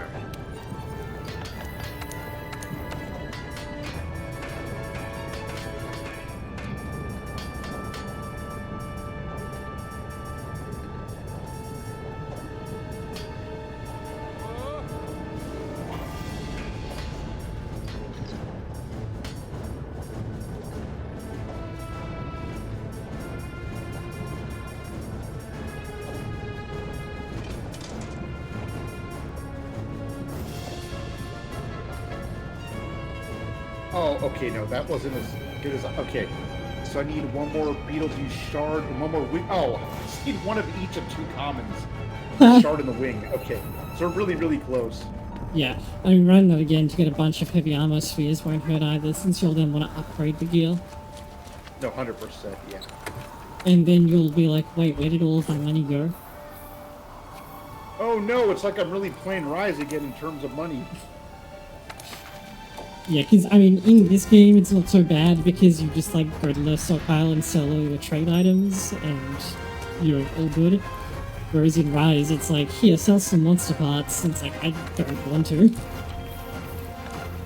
Oh, you want those trade items? Too bad. You're gonna be making millions of charms. Because you'll never get what you want in the charms. Yeah. この充足感はなかなかのものですね。 Okay, quest is up. If I aim. Okay. We'll likely get it this time.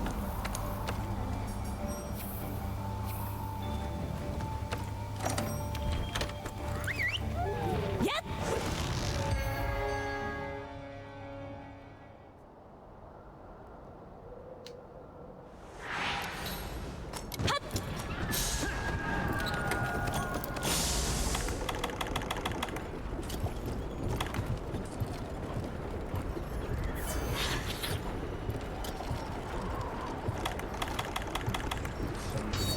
That's my equipment for it.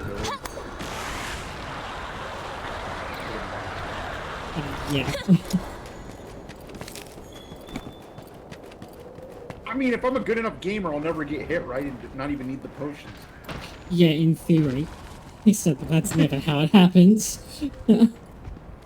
Well, you know, that's when, like, sometimes I go into this comedy rant where somebody's like, you know, this is hard and blah, blah, blah. It's like, you gotta have this, and I just start to talk about how health is overrated and how, like, you know, but you only have one hit overrated. Just keep trying to emphasize. Yeah, one just you don't never get hit.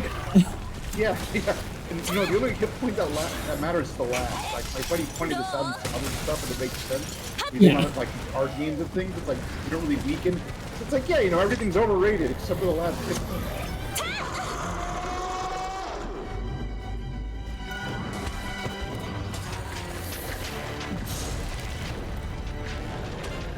I think he's specifically talking about Magic the Gathering at first, but it does make sense in a lot of games. Yeah, the only hit point you care about is the last.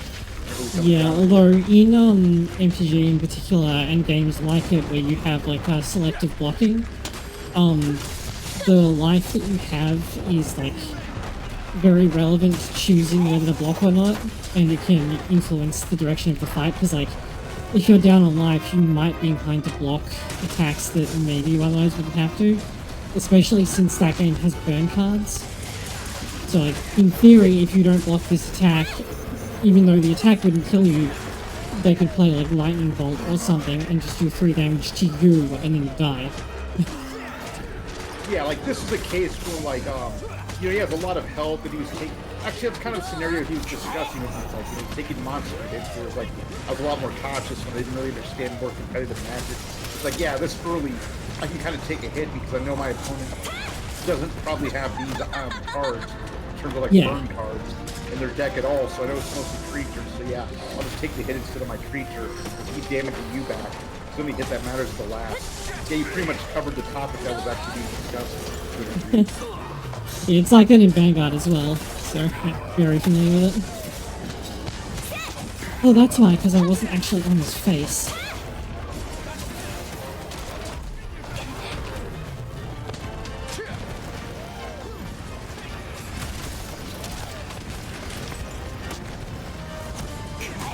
Oh yeah, it's like another channel that you're on. If I watch you play, I'll be sure to just talk about how great you are no matter what's going on the screen.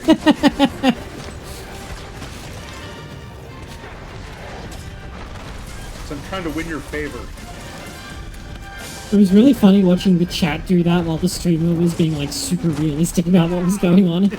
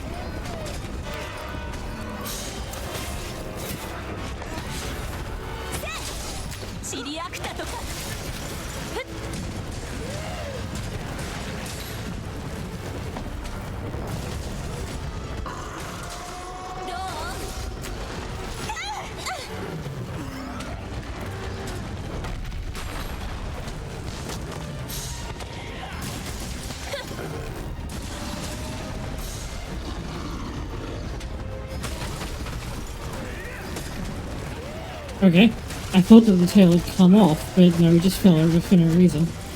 Yeah, I was like, huh? I didn't even see what hit him and he just falls. There we go.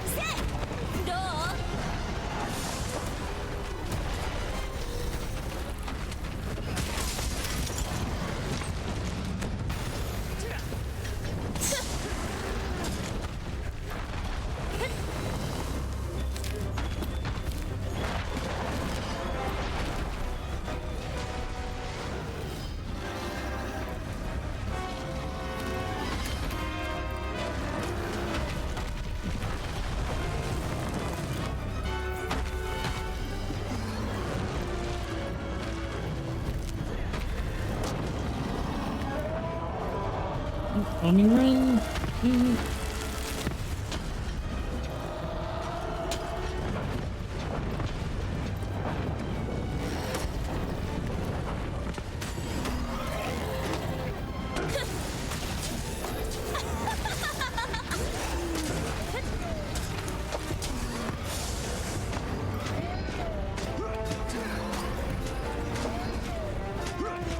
Oh, there we go, right next to the dragon. Yeah.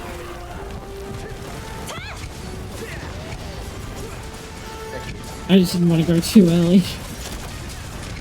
Yeah, yeah. It's very sad if you go too early and it runs away.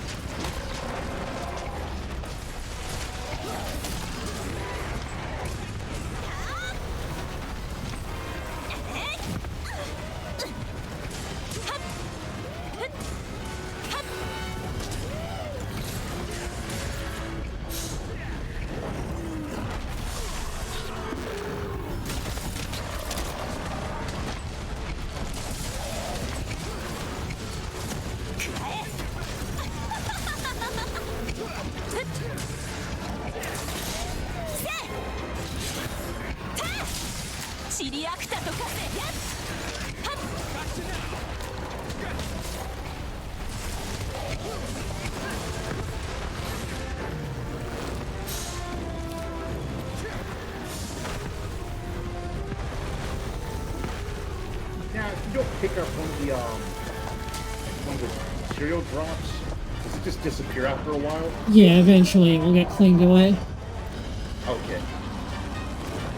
Okay, the Palco doesn't necessarily grab it. No, the Palico like gathering is from like gathering spots or from the Plunder Blade being used against the monster. Okay. I guess just the Palco saying, like, yeah, I grabbed this extra item and didn't even notice sometimes it's more luck. Yeah, that's usually grabbing something from a gathering point that you walk past. Okay.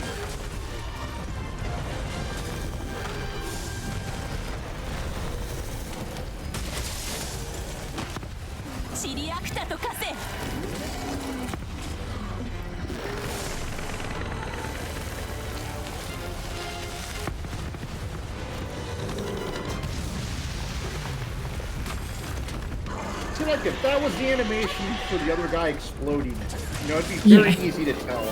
Oh, he was literally one hit away. Yeah, luckily I didn't get hit by that one, but it's like, yeah, if it was that obvious versus it just kind of going around. I mean, it's not a bad tell, it's just, yeah, it's definitely one of those, like, okay, if you're not looking for it, boom. Yeah, once you're tuned into it, it's like super obvious, but if you're not, then you can get really caught out.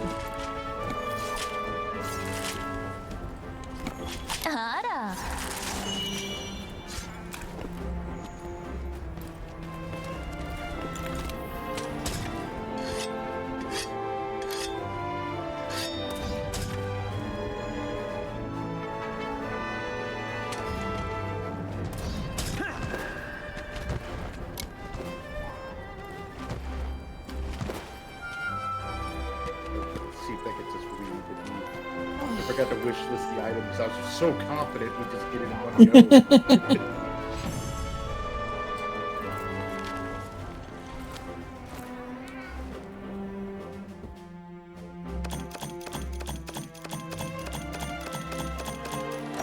But yeah, like I don't even know if we got a wing.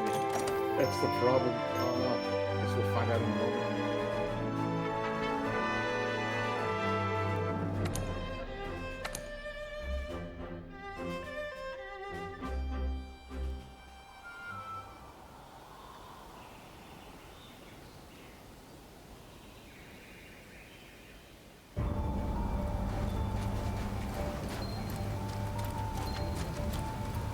How are you?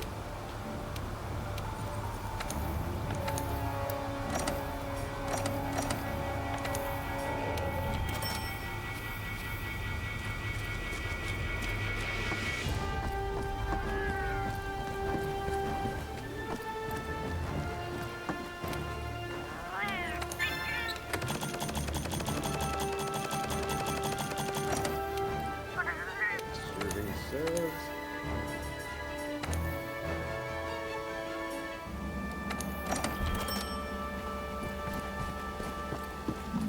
Yeah, I didn't get one wing. Come on, one wing. Back to the mines. I guess this time we try focusing on breaking the wings, because those are, let's see.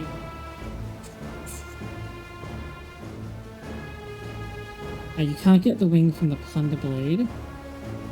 Right, so they're an 11% carve or general reward, but you have a 65% chance of getting them if you break the wings. Okay, so if we break all of them, you have a really high chance. Not a guarantee. A chance. Hey, I've played enough XCOM to know where this is going. Yeah, what a 95% chance to hit looks like. More often than not, it feels like it looks like a miss.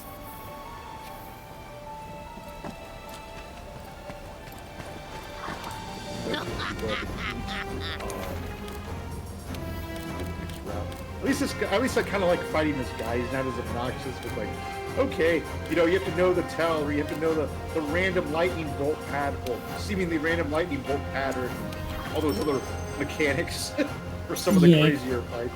Kieran, and especially MR Kieran, are just really nasty. As for the, like, the pattern isn't that bad, because you can, you know, block it or just get out of the way since it, like, the ground flickers before lightning strikes it. but the damage that it does is so much, and since it's all like lightning themed, it's all like, you know, it inflicts thunderblight, and then you get stunned or paralyzed, and that's really bad.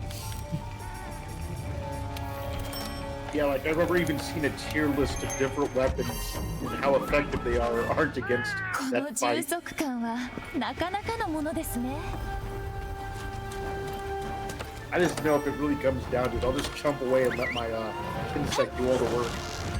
Yeah, and especially since it leaves blast powder, that's actually not a terrible idea.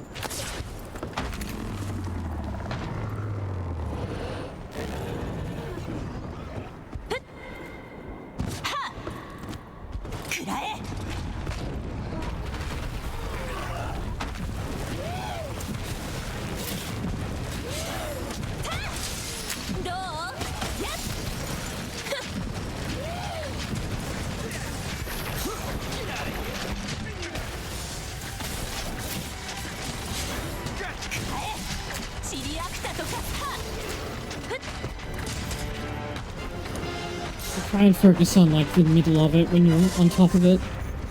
Absolutely.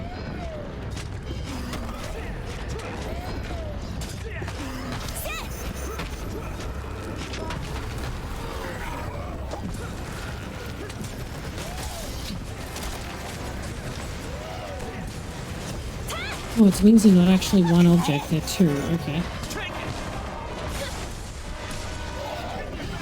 Oh, sometimes even though it looks like one object, they're actually two. On a lot of monsters, if you like wound like one of the wings, then both of them will end up getting scarred up. But on Basil J's, it's apparently two wings.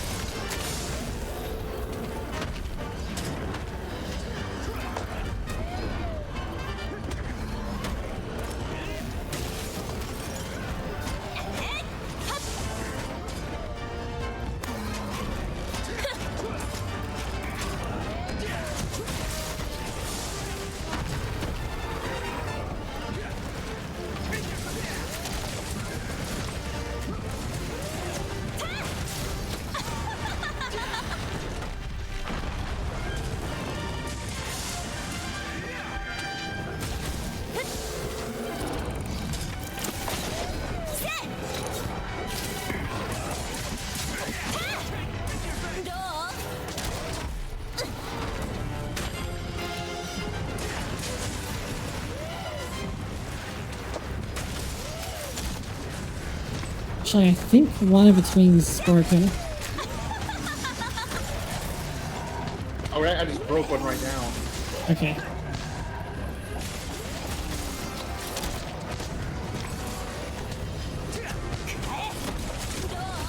Broke the right. Yeah, I think its left wing is also broken. Okay, think we broke both already? Yeah. Okay, Tails next.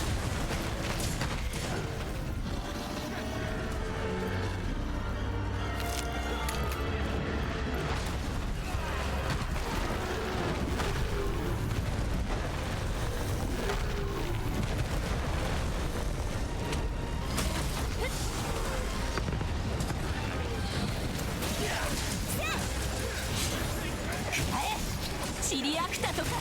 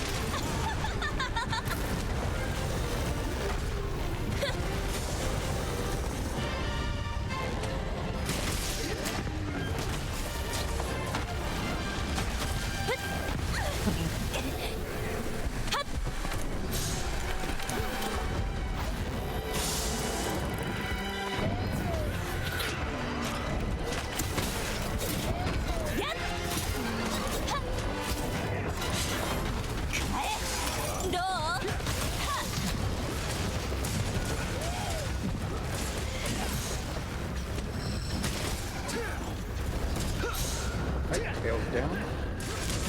That's the hit. That's one the head.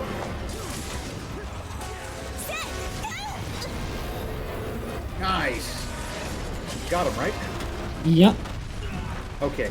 Yeah, it looked like he timed it just right when he walked into it. I thought I was only going to get him with half of one, but I wanted to grab him before he could go running off. No, I got the whole hit. Okay, nice. I didn't see the numbers as I go. Oh, I was getting too complacent. And we're gonna keep comboing him in the corner at a disadvantage.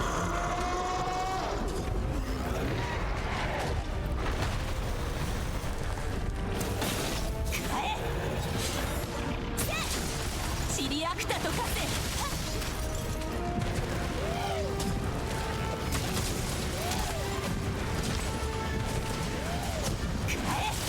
どう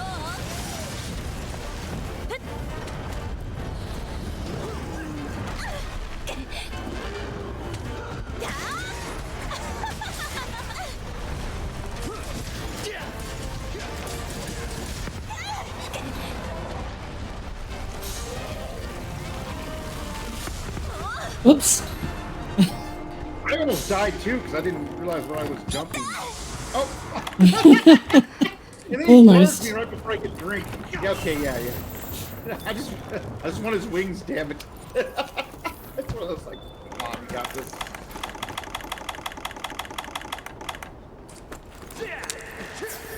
Cooper strikes again. Yeah, At least for me. I got up I in the don't know middle about of a you. bunch of the like purple explosions and was like, oh, these aren't red, so this is safe. Yeah. Forgetting that that's not how it works in this fight. It's well known if you watch me play roguelikes, Cooper is always like down the wall. Yeah. But again, no, this will be fine. You know, I can afford to take this fight and then go and restock. Or it's like, no, I don't need to retreat. It's like, then you die. Oh my And... god. Wow. I lost control. No, I don't even know I lost control. Okay, I'm uninstalling the game. No.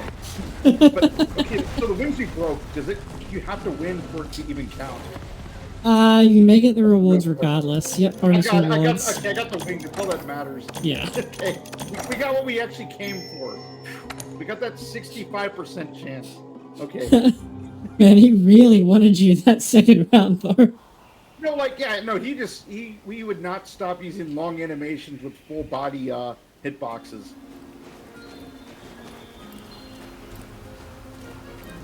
Let's do this. And yes, in roguelikes, people do get mad enough that, like, they get bored enough that they just kill their character. That happens. Like, I'm tired of this, and they do it stupid. Or you've just been playing for ages and so you have like a lapse in concentration and then the next thing it's like, would you like your possessions identified? Well, that's why, actually, like, so in the roguelike I'm playing on ADOM, you can set up to where you can do a savable game, like, or there's other things to help you practice. I'm like, okay, I'm gonna do a savable game So I have an old save where I'm really far in the game, but it's like I don't want to make a dumb mistake and die. I need to remember how to play this game first. So I don't want to lose this really good run. It could be the end of it, like my first victory. Due to stuff like that, where it's like, oh yeah, I'm going so fast, I don't pay attention to my potions, or I panic and don't look at every single item I have. That's always really frustrating. But I also try not to be analysis paralysis. Like, I don't like spending 3 minutes, not 3 minutes, but like almost an hour each turn. I know people who do that in some games. I mean, it's cool if they're like, you know, if you're not watching. Well, some people like watching that too and like watch them talk it out, but I prefer some action. I prefer to show action. Oh yeah, I need the Tigress mantle. That's why I need the yellow. Okay, then I'm pretty much on my way till we get to some of the harder fights later. Upgrade your gear as well. Yeah. Ooh, my computer does not like this. Uh-oh. Okay, I thought I was... Oh, maybe I could... No, I cannot. Okay.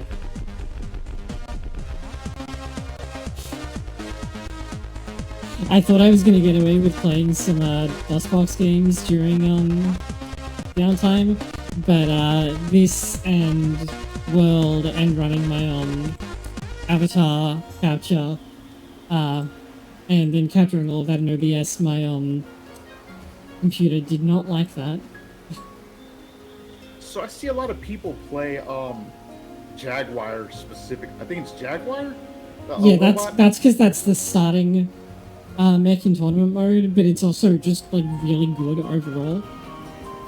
The downside to it. The Shadow guy, I can't use him right out the gate. No, but that one has like a low value as far as the game is concerned, so it's easy to trade for them. The problem with Shadow is that it's kind of terrible. Okay. I mean, thematically it's cool, I'll say that. Oh yeah, no, like, thematically it's amazing. Wait, oh, real quick, you're recommending get seeding Basil Alpha, Beetlejuice Alpha because... Yeah, Legs Alpha. Right now. Yeah. Yeah, okay, getting Legs Alpha, got it. Okay, thank you. I got that taken care of.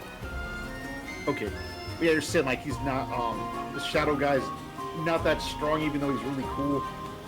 Yeah, basically all of his projectiles, so like the Shadow clones, really cool idea. Unfortunately, they, can be blocked and then they can be punished, and if the Shadow gets hit, then it's treated as if the actual unit got hit. So like you can combo the Shadow instead. Yeah, so like cool idea, but the result is that it's very rough to actually try and use. So usually when it's something like that, it's more like, I don't know if you know about a character named Billy Kane from King of Fighters. Like, he has this really long cane, and it's part of his hitbox, but it's really obvious. I mean, he's literally holding it. Like, you can make a better logical argument about that, the way that it's presented. But that's weird that his hitbox extends out to that as well. It's like, wow. Yeah, it doesn't extend out to, it's that the, like, Shadow clone is literally a Shadow clone, so, like, if it gets damaged, so does the main robot. Okay, in the most literal sense, it's a Shadow clone. Yeah. Got it. Okay.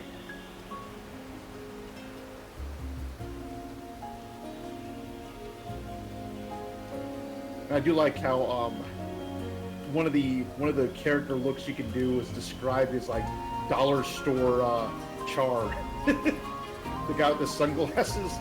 It kind of makes sense if I do it. Yeah, he's dollar store Char. We have Char at home, yeah. Copyright infringement free, yeah. Legally distinct. There you go. That's the term. Legally distinct Char. Yeah, a bunch of the character portraits actually look like they've been lifted from Ghost Shogun specifically, which is kind of amazing. Okay, I got everything upgraded. And I got everything Alright, cool. So we can move on to, I guess, Guiding Lands. Let me check if I've got the Yangaruga quest. Yeah, I got about an hour of Guiding Lands in me. Yeah. I need to do some melding real quick, too. Actually, while you're looking at that, get the Guiding Lands started. I'll get my Steam machine taken care of, too, when you're ready for that. Yeah, let me just check. Because it may be like, hey, there's an update, but we didn't tell you, because sometimes it does that. But I also might just need to Oh, raise the whatever you batting can. range level. Okay. Midori mentions full frontal. So when I was playing was it Gundam Battle Assault 2? Like I see a guy named Full Frontal, we could not stop laughing. Just 'cause Yeah, that name is just so Gundam names are really something. There's a guy in Sentinel, like the rival character in Sentinel, whose name is Brave Cod. Brave is his first name, Cod is his surname. At least how they like how they did the Camille thing, where like I like it's like we don't know much about this character. So like when I picked Camille, like Camille's a man's name, and I'm a man. It's like, Yeah, I didn't know that was so prominent to that particular character in his art too. that is like the defining thing about that character. He started an entire war over it that changed the nature of the timeline. Oh Jesus, that hard. Yeah, like literally, he hears this guy be like, "Isn't Camille a girl's name?" from 15 meters away, and he sprints across the room and punches this guy in the face, and this results in him kind of getting accidentally drafted into like the rebellion, and the unit that he designs and uses in the back half of the show, the Zeta Gundam, like literally changed the course of mobile suit design. And him like being there pretty much changed the course of the timeline. So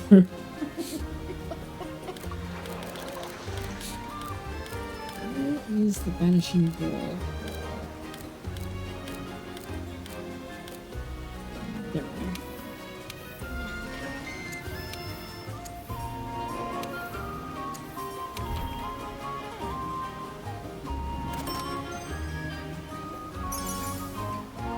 Yeah. So he gets put in detention for like having assaulted a military officer, because that's who this guy is. And then he steals an actual mobile suit, the Gundam Mark II. That's how he gets it, and decides to try and squish the guy with it. Okay. Yeah, Camille is actually a lunatic.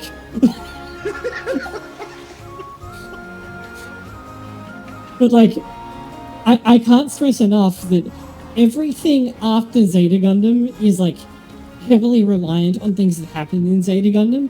So the face of like the United Century of UC timeline. So what is it? Is it United Century or Universal Calendar? I think it's Universal Calendar.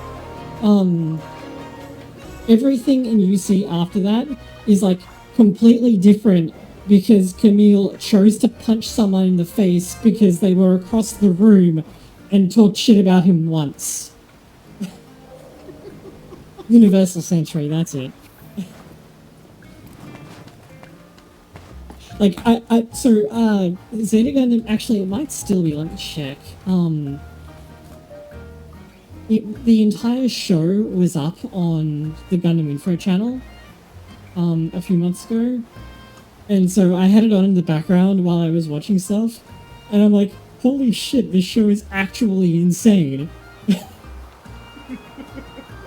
Like, Termino was the lead writer on it, and Termino is, not great at that, I guess, and so anything that he's, like, doing the writing on is really sketchy a lot of the time, and his characters in particular tend to be, like, ultra exaggerated, and Finn, who I was talking about with this, pointed out that they're almost more like their characters for a stage show rather than like for a series. Okay, You know how yeah. like you go to see Shakespeare and the characters are often like really I guess exaggerated and over the top, because they like need to communicate everything about the character in a really short span of time. Yeah. So but yeah, this was like that, and there's a couple of points where like two characters have a conversation, and it's like, you know, and these are just aliens pretending to be human beings. Like, it's such an like, even the dialogue is completely out of pocket. There's even a bit where Camille, who, by the way, does karate, and his first response to someone, you know, mildly dissing him was to sprint across the room, break through two of their guys, and punch him in the face. He gets beaten up at one point, and he's like, "But violence is wrong." What the fuck are you talking about? You literally never do anything else. Okay, it may have been taken down by now, because, like, they... or is the full playlist still up? Oh, nice. Someone backed up the full playlist.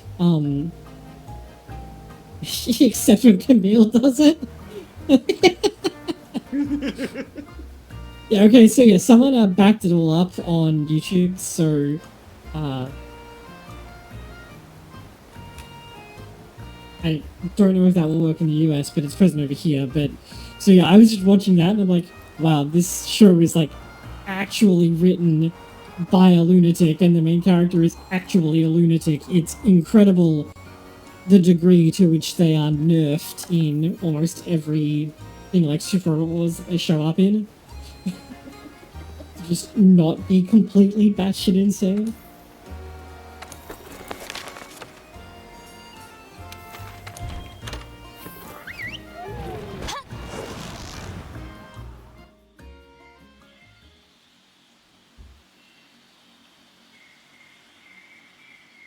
Well, thank you for that bit of information. I didn't know it could get that nutty with a gun. Oh yeah, like, Zeta Gundam is really interesting if you're the, type of person who likes, you know, looking at how, like, military tech has progressed. So it really appeals to the part of me that likes, you know, battle tech and stuff like that. Yeah. Yeah, it really might be. And especially at the end of the show, Jared and Camille have this, like, one last fight. And Jared is like, yo, you've killed a shitload of people. And Camille is just like, no, I didn't. No, I didn't. Like, actually. And the most of the, like, emotional weight in the show is because Jared keeps, like, finding really good people and becoming really close with them, and then Camille kills them. And Jared keeps surviving. The bad guy. Yeah, Camille is definitely the villain by accident. It's more because of bad writing than anything else, but 充足感はなかなかのものですね。you know, here's this guy who is, like, you know, by the end of the show, you just genuinely feel bad for Jared, who is meant to be the, like, kind of a dick. I remember you talked about, like, how Packard Norris gets to do all the hero stuff. Norris Packard in with MS Team. Yeah, the whole joke with that is that, like, the protagonists are basically just grunts. But then this guy shows up on the other side and he's actually an ace pilot who would normally be, like, the rival of one of the ace pilot protagonists, so he just gets to do whatever the fuck he wants because he's unstoppable. Like, even when they eventually beat him 3-on-1, like, he still won what he was trying to do. Yeah, he killed the anti-air guns. I remember that. Yeah, Yeah. that might interesting. And the animation is gorgeous because it's no yeah. Okay, what tracks do you have up in analysis progress? Okay, I have Bird Wyvern and Flying Wyvern, and I can achieve both in 2 pips. Bird and Flying. Right.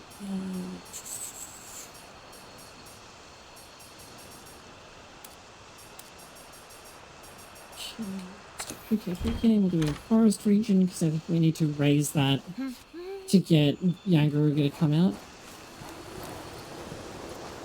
Forest region this side, I think.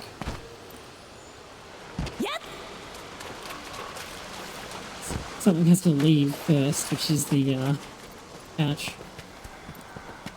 Like, if nothing. The Pokeball things. Yeah, I've got some from the Elder Melder, so that's all set. Oh, I didn't make any yet because I kind of forgot about it. Yeah, only the leader can use them actually, which I assume is to prevent people from griefing. Okay, actually that makes a lot of sense. Okay. Yeah. He's like, oh yeah, I'm gonna respond to your SOS. Hey guys, you spent 20 minutes on this. Check this out. Yeah, that would that would not make people happy. Ooh.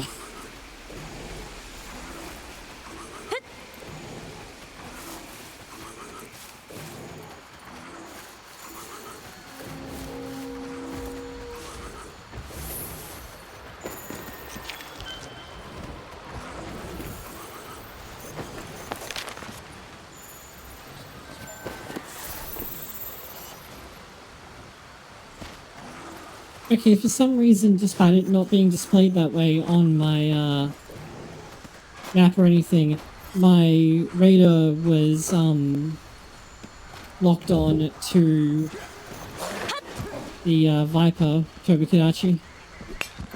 Yeah. Also, yeah, I still need to get that mod at some point that makes the crystals look like rainbows. It really does help. Yeah, because they're nearly invisible otherwise, and it's really annoying.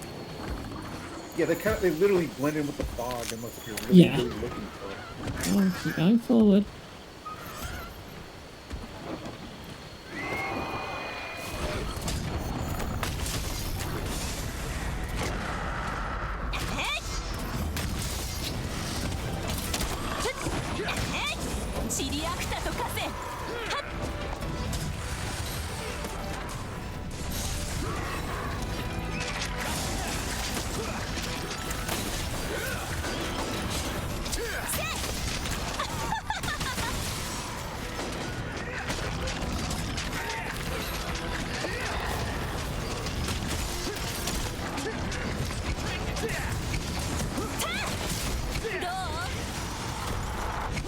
But yeah, I'm seeing how much more weapon and like durability I have after doing that set going. Like, holy crap.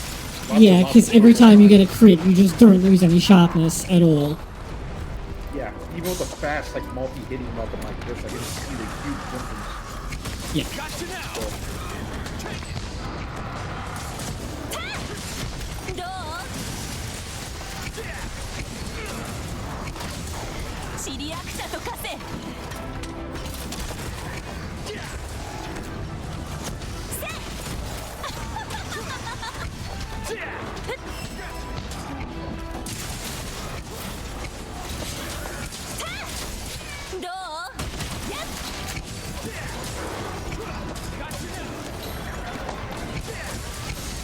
Yeah, to return to where that conversation started, talking about Tomino sensitive names, the, like, end villain of Aura Battle at Dunbine, which is another, like, Prince Gundam Tomino work, is an arms merchant, and his name is literally Shot Weapon. Those are like placeholders. Yeah! So like, G.I. Joe, they needed to make a new faction that isn't Cobra, but is Cobra. They call it Cobra Law as a placeholder, and then nobody changed it, so that's why like, Cobra La La La La La. Like, like the opposite version. No, like, they played it out, like, they played it straight, even though it was meant to be a placeholder.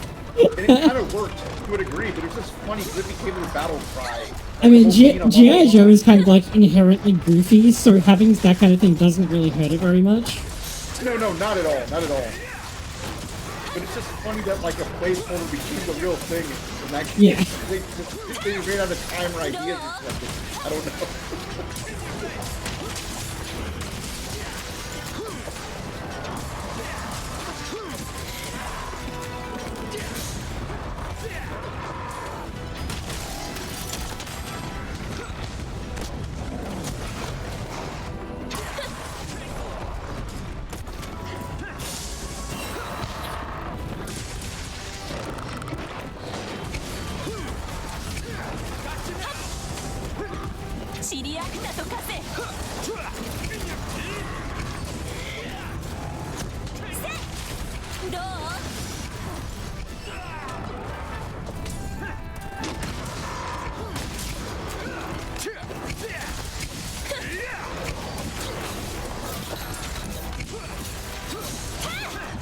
Okay, I only have one flying line on the go, so we'll probably get it by the time we beat this guy. Yeah, because it should stack up to beating it. Oh, okay, no, not done yet. Okay, it's an investigation. Oh, you finished, nope. Means I got enough time.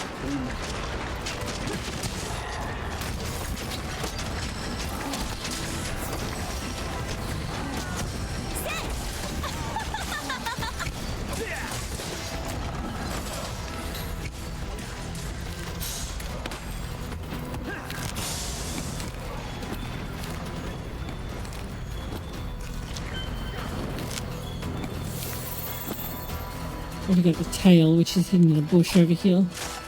Man, I didn't hit the flash in time to make him drop again. Oh, well.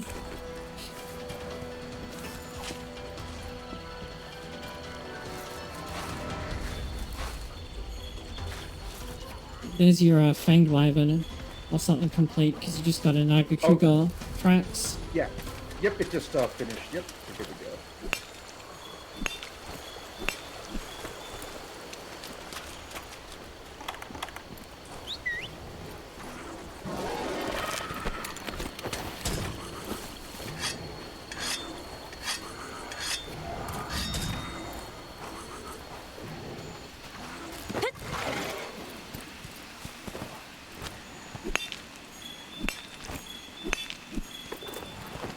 Let's see if I have any better luck this time.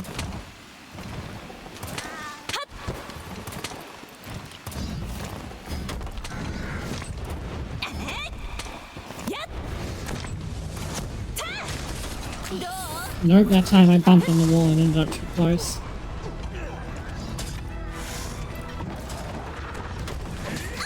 I forgot, did you ever have a Dreamcast? No, I desperately wanted one, but I couldn't convince my parents to buy me one. Okay. I know somebody in culture like you would know that sort of the dessert. Yeah, at least the Animu. You know, The name sounds vaguely familiar, but I don't think I've ever actually like seen anything to do with it. Oh, okay, fair. Well, anyways, it's this guy with this really big sword, you know, the worker. He's got the possession of the spirit. I think when he needs it, help him, you know, win in battle, blah blah blah. But big thing is that guy uses a really big weapon. Like, you know, he pretty much always has the great sword like you have there. But in that game, it can bounce off the walls, and you're fighting in alleyways. Oh. More than you should have to. It's like when I was learning to play it, like I was complaining to my buddy about it. He's really good at the game. He's like, yeah, you know, learn how to use your sword this way and this way, but you do a lot of wide swings. It's like it's gonna bounce off walls. Yeah, so you gotta really, try and. If you secretly like that, you might want to check it out. Okay.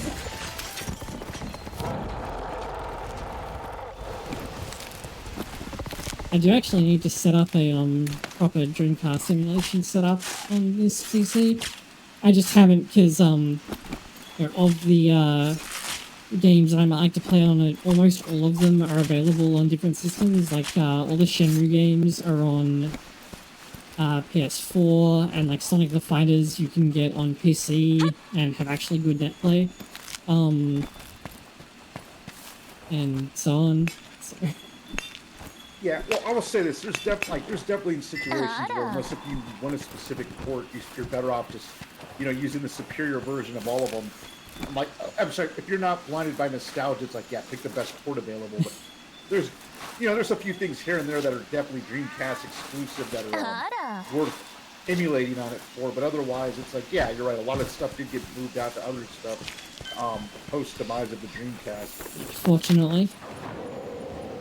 Yeah, definitely. Unfortunately, without it, you'd be like, oh man, how do we ever get to play this again? Yeah, and it's really telling that like a lot of things that were on Dreamcast got ported to stuff like the GameCube that came out years later, and they're just straight ports.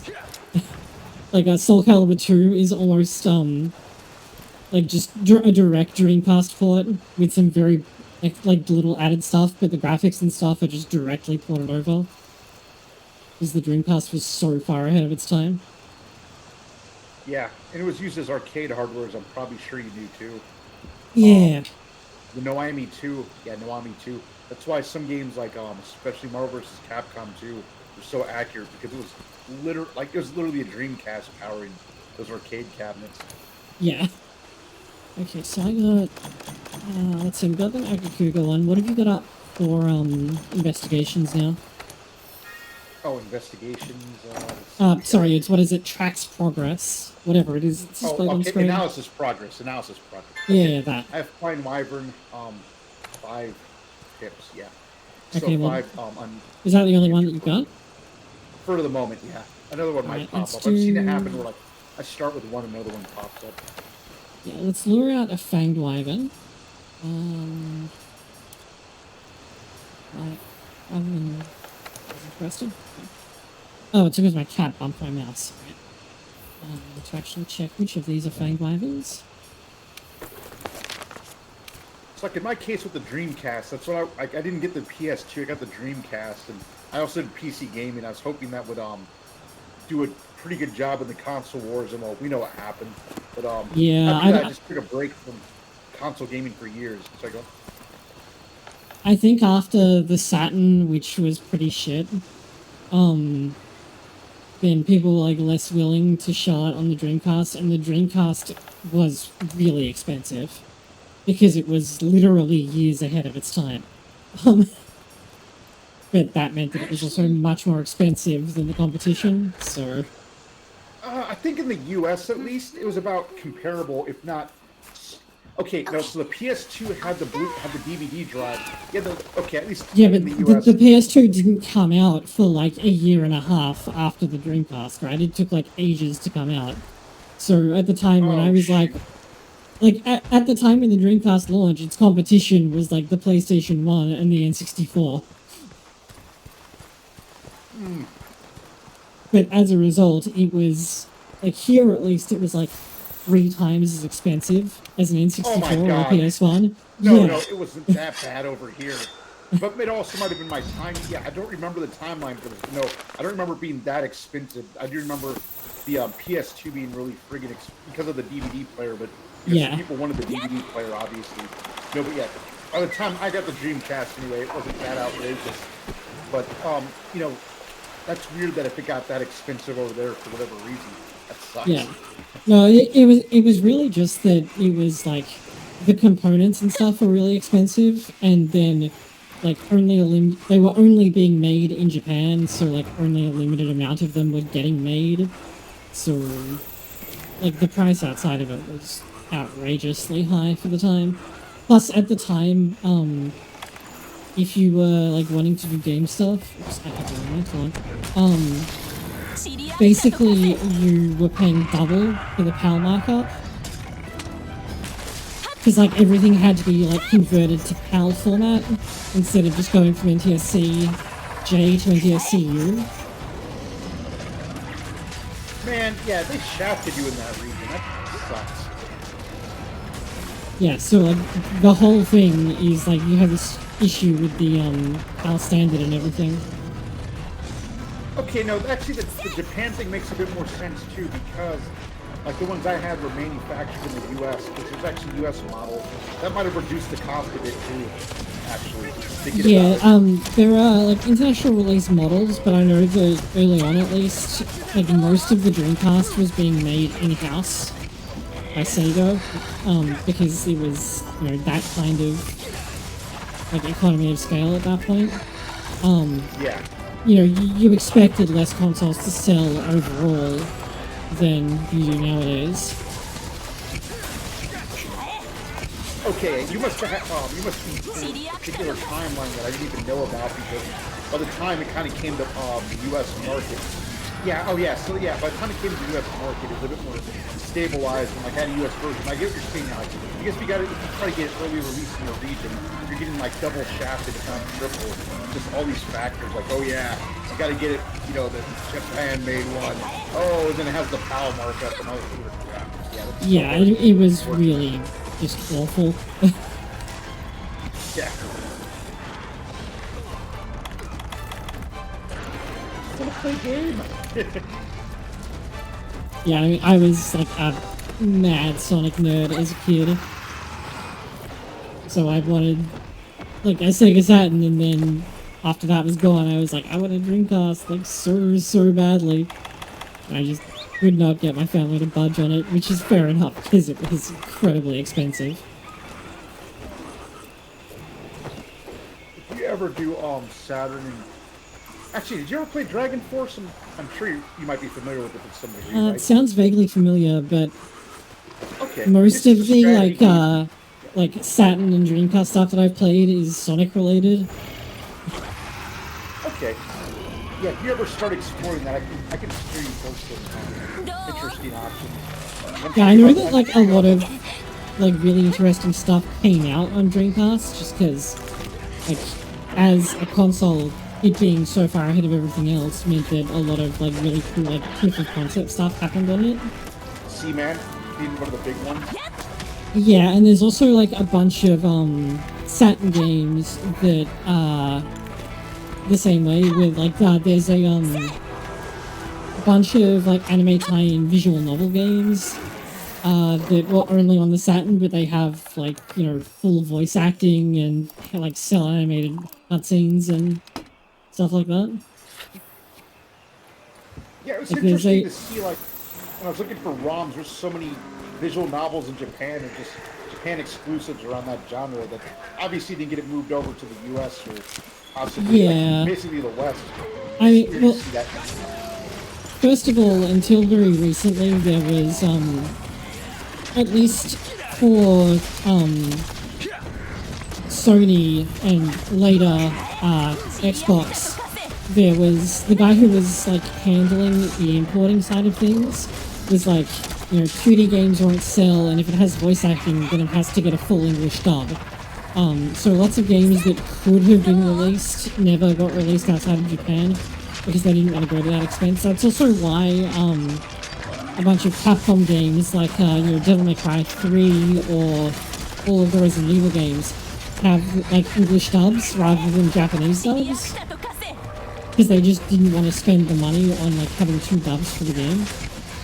Oh, I forgot about that rule about the dub part. I remember the no 2D mechanic, but I forgot about the whole dub thing. I get called. Yeah, and so like, and the no 2D thing kills so many games. Oops. I accidentally moved and missed my chance to flip shot in.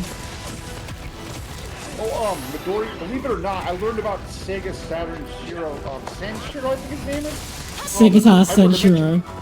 Yeah, I learned about him from Hyperdimension Neptunia, because I had no idea Yes, who he was. because he's in that. Fun of here. Then my friends explained who it was, like, oh. And then I saw, like, the commercial, oh. Yeah, the commercials are amazing.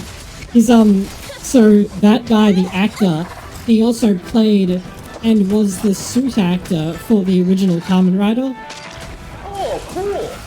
Yeah, so like, and there's during a one of the Sega Saturn, I think it was at a live or something, or it was recorded as part of a collab, but they jokingly revealed that Segata Senshiro was the real identity of Kamen Rider.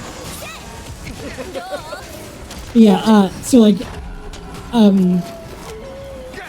he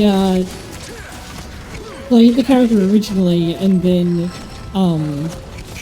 he got into a motorcycle accident during filming where he accidentally turned into a construction site, and he got launched off the bike, and then the bike got wrapped in like cables and swung around and hit him.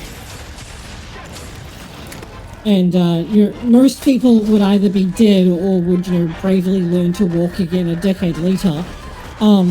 Whereas he picked himself up and went to filming, and they said, "Go to the hospital, you idiot." And so he did, but while he was laid up, they needed to do something about the show. So they introduced. First of all, they had someone stand in for him in the episode they were filming. So this was the first time that they'd really done like suit actors, where you had the actor who played the character being separate from the actor who wore the suit and did the stunts and the fight scenes. And so, second, they introduced a new character, Rider 2, who could power up his belt by posing, because the original Kamen Rider, his belt had to be revved up by like riding a motorcycle really quickly, so that the wind that it picked up would like charge up the belt. And they didn't want to risk losing their second actor, so the new guy could just like do like a henshin pose to charge up his belt.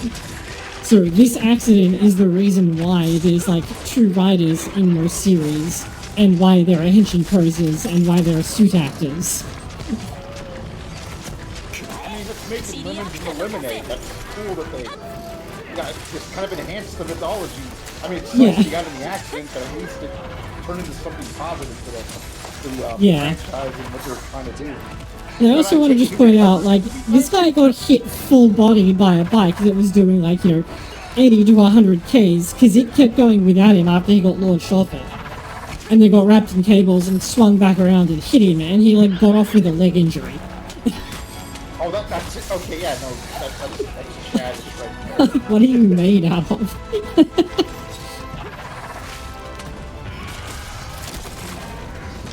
So yeah, and that guy, like, to this day, he, like, still shows up to, like, sometimes plays the character, or sometimes, his son plays, the, like, the younger version of the character. Yeah, so, and that guy is also, I don't remember who provided the voice, but, Rio's father, who, like, dies at the start of Shenmue 1, is based on that guy.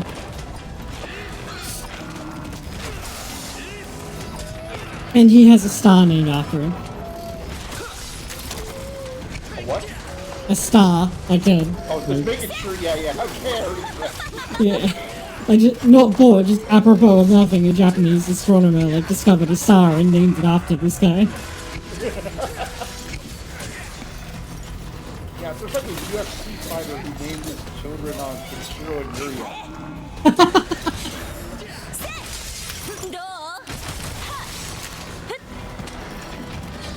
Wait, is that the guy who uses, the opening theme from Fist of the North Star as his walking music? Because I know there's a guy who does that, yeah. Yeah, I don't know, I forgot his name, but that would make sense for that guy, how much he likes that.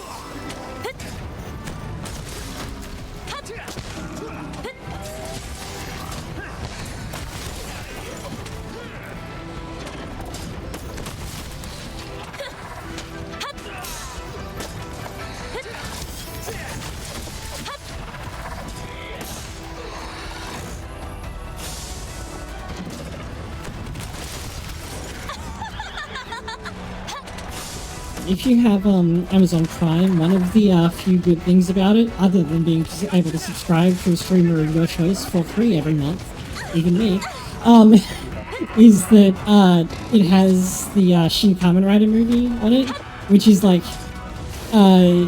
it's an anniversary, like, sort of remake of the original series. Anno, who is like the guy behind Evangelion, directed it. Now, unlike when he's directing his own IP, which is pretty shit, when he's directing other people's IPs, it's really good. And so, Shin Kamen Rider is like this huge homage to like the original series. It's kind of like if the original series had a budget. It does like your 80s style camera work and uses a lot of the like original soundtrack and insert songs and so on. So it's very faithful in terms of feeling. It feels like it was an episode of the original series that was lost. You gonna fight this one, or you want me to May as well. Okay. It's right here. It won't hurt. Yeah, I was trying to put. I think I have 4 to 5. Or look at that. If you can knock that. Yeah. I have that set it out. But yeah, I might as well get the powerful like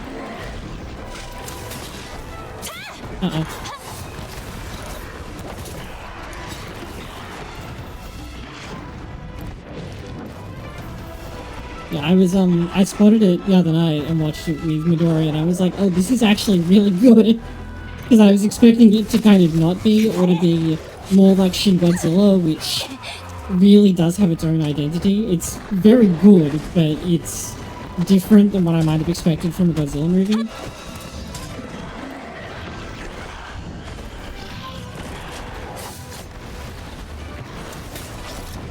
Apparently Shin Ultraman is also really good, but like I only know 2 people who like Ultraman, and neither of them is really like a shining example of a human being, which doesn't super enthuse me to watch something, because that's like the commonality between the people I know who like it.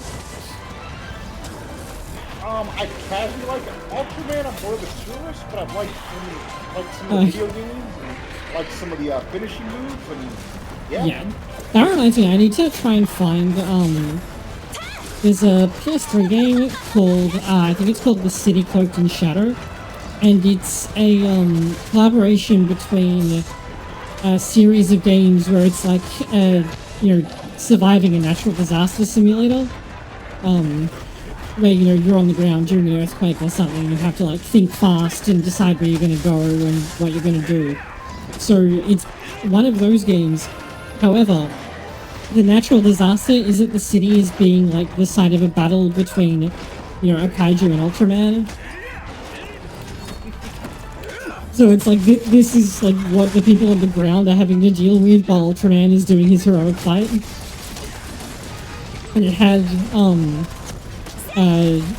DLC where it was like an angel and an Eva doing the fight and something else as well that I forget what it was, but that's been on my wish list on PlayAsia for ages, and I've just never been in a position to actually grab it.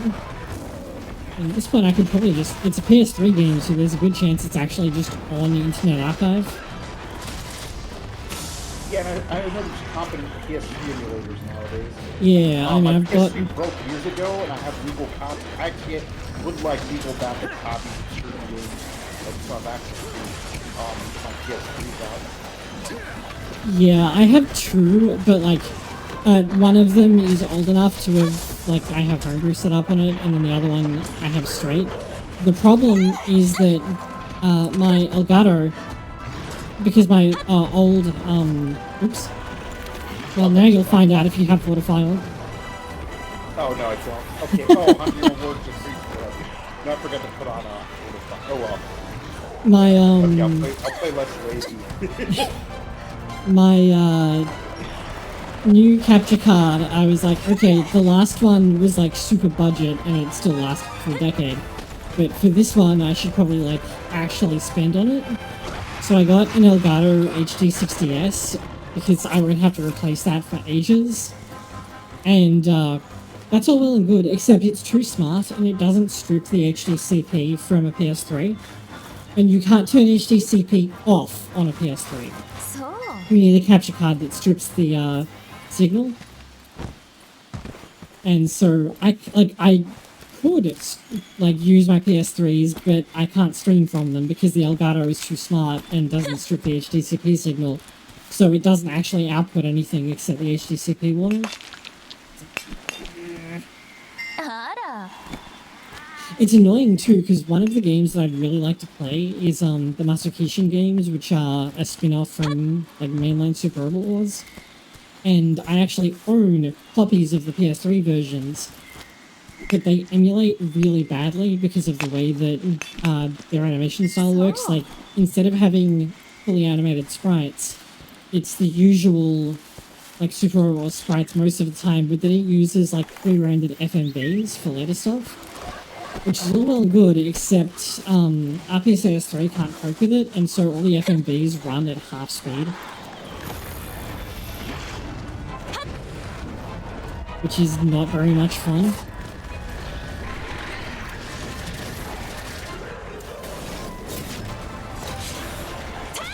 Yeah. And, every time I bring it up on like the RPCS3 GitHub or forum, the thread just gets deleted. It's like, fix your fucking emulator.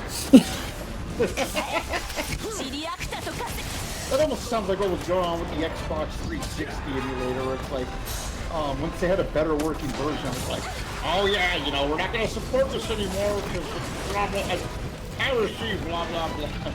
Yeah. Why even make it if you're going to, you know, try to...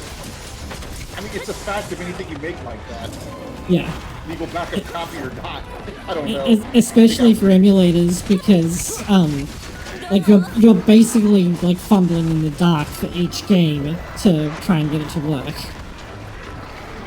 Oh, especially for modern games that use a lot of middleware. Like, you know, for ages, ZNES, like, you couldn't run Star Fox on it because they had just not, like, successfully reverse engineered the Super FX toolchip. And then we got this, like, big breakthrough. And you could suddenly play Star Fox. But it's like, I feel like there's kind of been, like, a cultural difference. Because in, I guess, older emulation circles, it was really more about, like, the product rather than the end result. Whereas the modern ones, there's a lot more, like, I guess, like, clout-seeking kind of stuff going on with them. It's not like, I'm not sure it's really, like, the main motivation, but you often end up with, like, a core group of users, and then you have, like, this, like, clique, I guess, and that kind of takes over the whole project. That makes sense with the stage that Xeno was in for a while, which is the 360 one. Oh yeah, if you're familiar with the Mister, right? No.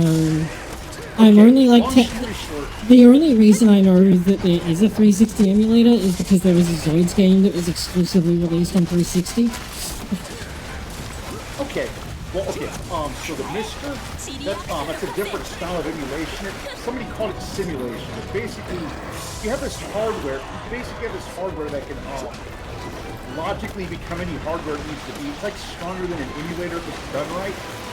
Oh yeah, I get it. Okay, so it's like, yeah, it's basically like a series of emulators working together rather than one emulator trying to do everything.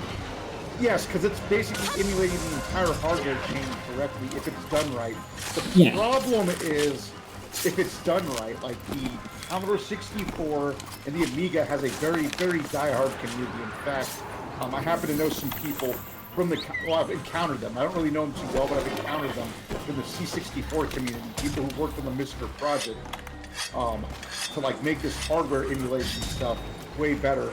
But some cores like Centipede took a year before they got a working core. So like you're talking about the cloud chasers and the diehard communities, like definitely even in the the most hardcore of emulation, where it's like, oh, you can make the hardware correctly. If you don't have good people that really care about what they're doing or trying, you're still gonna get garbage. It's one of those garbage in, garbage out situations. Yeah. Like with Citra a while ago, one of the problems that it was having was that some games would just like run really slowly. Digimon World was an example, which was a big deal because Digimon World Redigitized Coded has a bunch of new content over the base game and was only released on 3DS, and so someone amazingly ported it to the ported the translation and then did the bits that were missing from the PSP version, and that was all well and good, but the game just didn't run properly on Citra for ages and ages because of like some, you know, flaw with Citra or whatever. And if you brought it up, people were just like, nah, your computer just sucks. And I'm like, no, it really doesn't. And then and part of the problem was that the way the game rendered, like textures for pop-in was not typical. So Citra kind of vomited every time it had to load a new texture, which can theoretically be solved by processing power, but was not the issue here. It was actually the emulator not really working very well. So I'm like, okay, what if we did something that's like fairly common for emulators and created the option to like pre-cache all textures? You know, from the image. Like that's not super hard to do. Lots of emulators do it. It's really useful. And they're like, no, we won't do that. Okay, why not? Like, you have to read all the textures eventually. And you're trading like a long time now for way better like texture processing later. And you're just like, no, we're never gonna do that. And now Citra is dead. You know, and that idea is called tech debt. It's like once you get to a certain point, the things you might need to do to improve it as it gets older and maintain it properly to make it run more efficiently. Unfortunately, there's a flight sim I play that has like, it's one of the better ones in the market, but like it's just not multi-threading. Like it doesn't use multiple cores, for example. All these ROMs were actually built off of like a game that was made for like the Pinium era. Yeah. Old school Piniums, but it is yeah, old school like my code. Yeah. Yeah. And like if you don't like start by thinking about multi-core threading, then it's really rough to add into something later as Especially well. something with like millions of lines of all kinds of other crap going on too. Yeah. Yeah. and and you can easily start getting like race conditions and run aheads and like nothing that you want. Where the hell did its tail fall down? So the funny part is you talk about that whole like your computer sucks. People meme about your computer sucks that are in the know, which is almost everybody at this point that's like the diehards, because we know that it's poorly coded and that they think there's a lot they need to fix. And I mean, they made slow progress, but it's like that joke about, oh yeah, if I get 100 and like if I get 128 gigs of RAM, is it going to run faster? Yeah, maybe like 2 or 3 frames because of the other issues. So at the end of the day, it's not really your computer; it's the tech debt. Like it's the engine problem. Also, increasing your RAM will almost never increase the actual speed at which the game runs, but yeah, because it's how quickly you can process that matters on that, and RAM is how much you can cache. Well, the cache thing is really relevant because these are massive maps, like in the sky and stuff, like a lot of the ground textures. Like there's and maps that you need to have a way to like offload that as well, especially if you're doing like distance, what's it called? How like the texture gets better as you come closer to it. Yeah. 100%. That's actually really important for that flight sim, like, that kind of setup. But yeah, like people meme about like, okay, I got this much RAM and I still don't have these results. Like it's the friggin' game's engine. You could have the like biggest massive computer ever made. If it's just that poorly coded, you're screwed. Some people just never understand that. It's funny. It's like the people who are like, oh, I need to play my fighting game, which takes at 60 FPS, and I need to get it to 180 FPS. It's like, it literally doesn't matter. That would break the game if it could actually run. The game will render 180, but you don't get any benefit from it because the game doesn't render meaningful information faster than at intervals of 1/60th of a second. Yeah, no, I'm more talking. If somebody could actually hack it to run faster than it's ever intended, that has consequences too. Yeah. Like if it's fully coded enough where it actually screws up when it gets to that, that's actually funnier sometimes. I believe that's actually how they did turbo mode in Tekken 7, because in that game, the turbo mode, the game like obviously runs faster, but the physics don't run faster, so you can do really funny turbo mode only combos.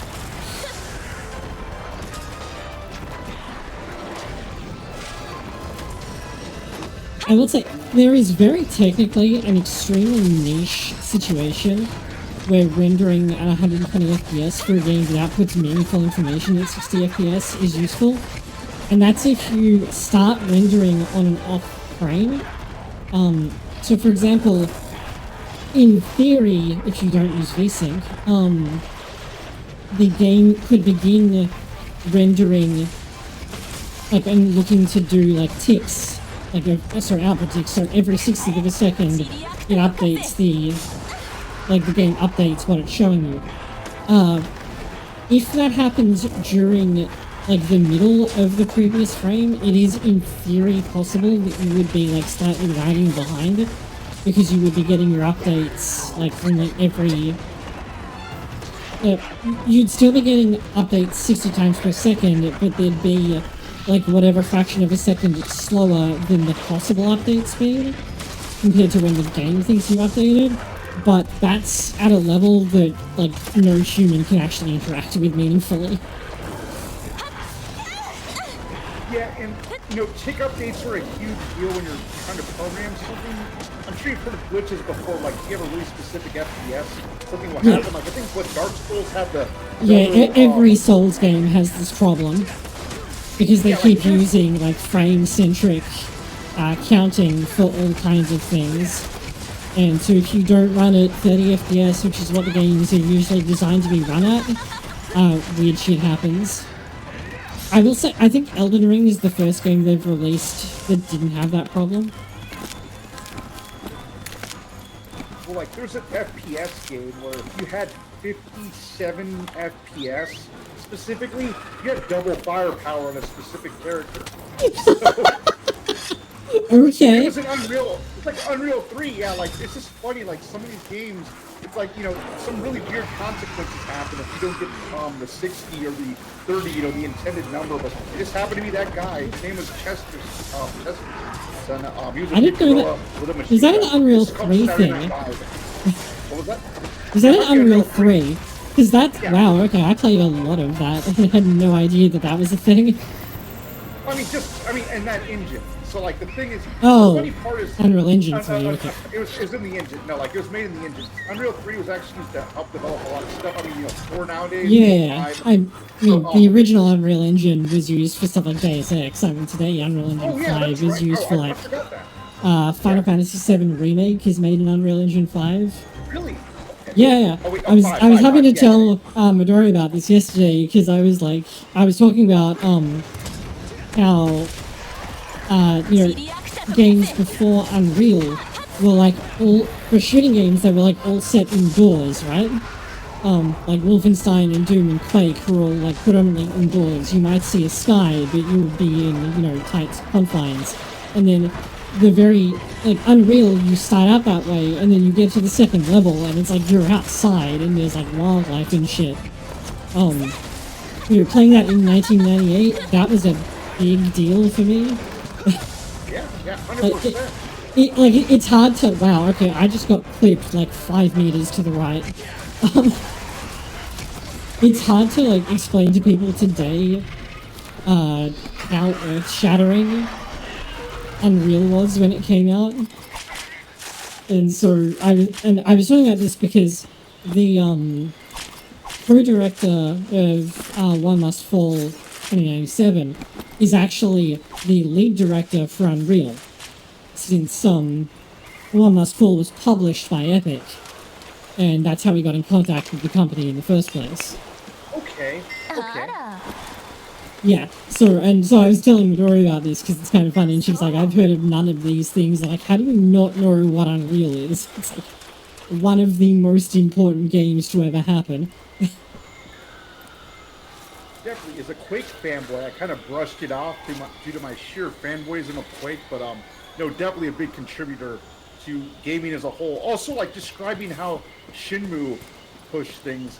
A lot of people wouldn't understand. Either it's so standard now to have that, that level of interactivity that Shenmue offered and made a big deal about first. In Shenmue, they went incredibly extra. So the game is set in 1980 something. They actually got the records, the weather records from the time. So the weather that is in game is not random. It's the actual weather that was happening there at that day, historically. Oh, that's right. They talk so much about the weather. Okay, that makes a lot of sense from and they were so excited about the weather in the game. I didn't realize they were doing that. Yeah, it wasn't random. It was so it's preset, but it's all accurate to the real life day, which is wild. Yeah. Only in flight sims do I really see that where it's you can use real world weather data, but that actually makes sense if you're trying to learn to fly in certain conditions. But yeah, those games will not go that far.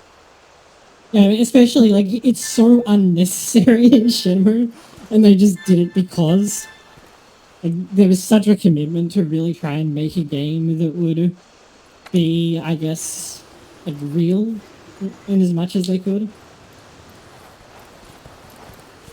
This is definitely an old moment. I had to come to terms with the fact that lots of RPGs have voice acting eventually. It's I'm just so used to reading everything and having, just reading it all in my head quickly. Yeah, and then maybe people don't sound right. Yeah. Or they're not talking as fast as I would like, because I usually read pretty fast. And it's yeah. Oh, this voice actor is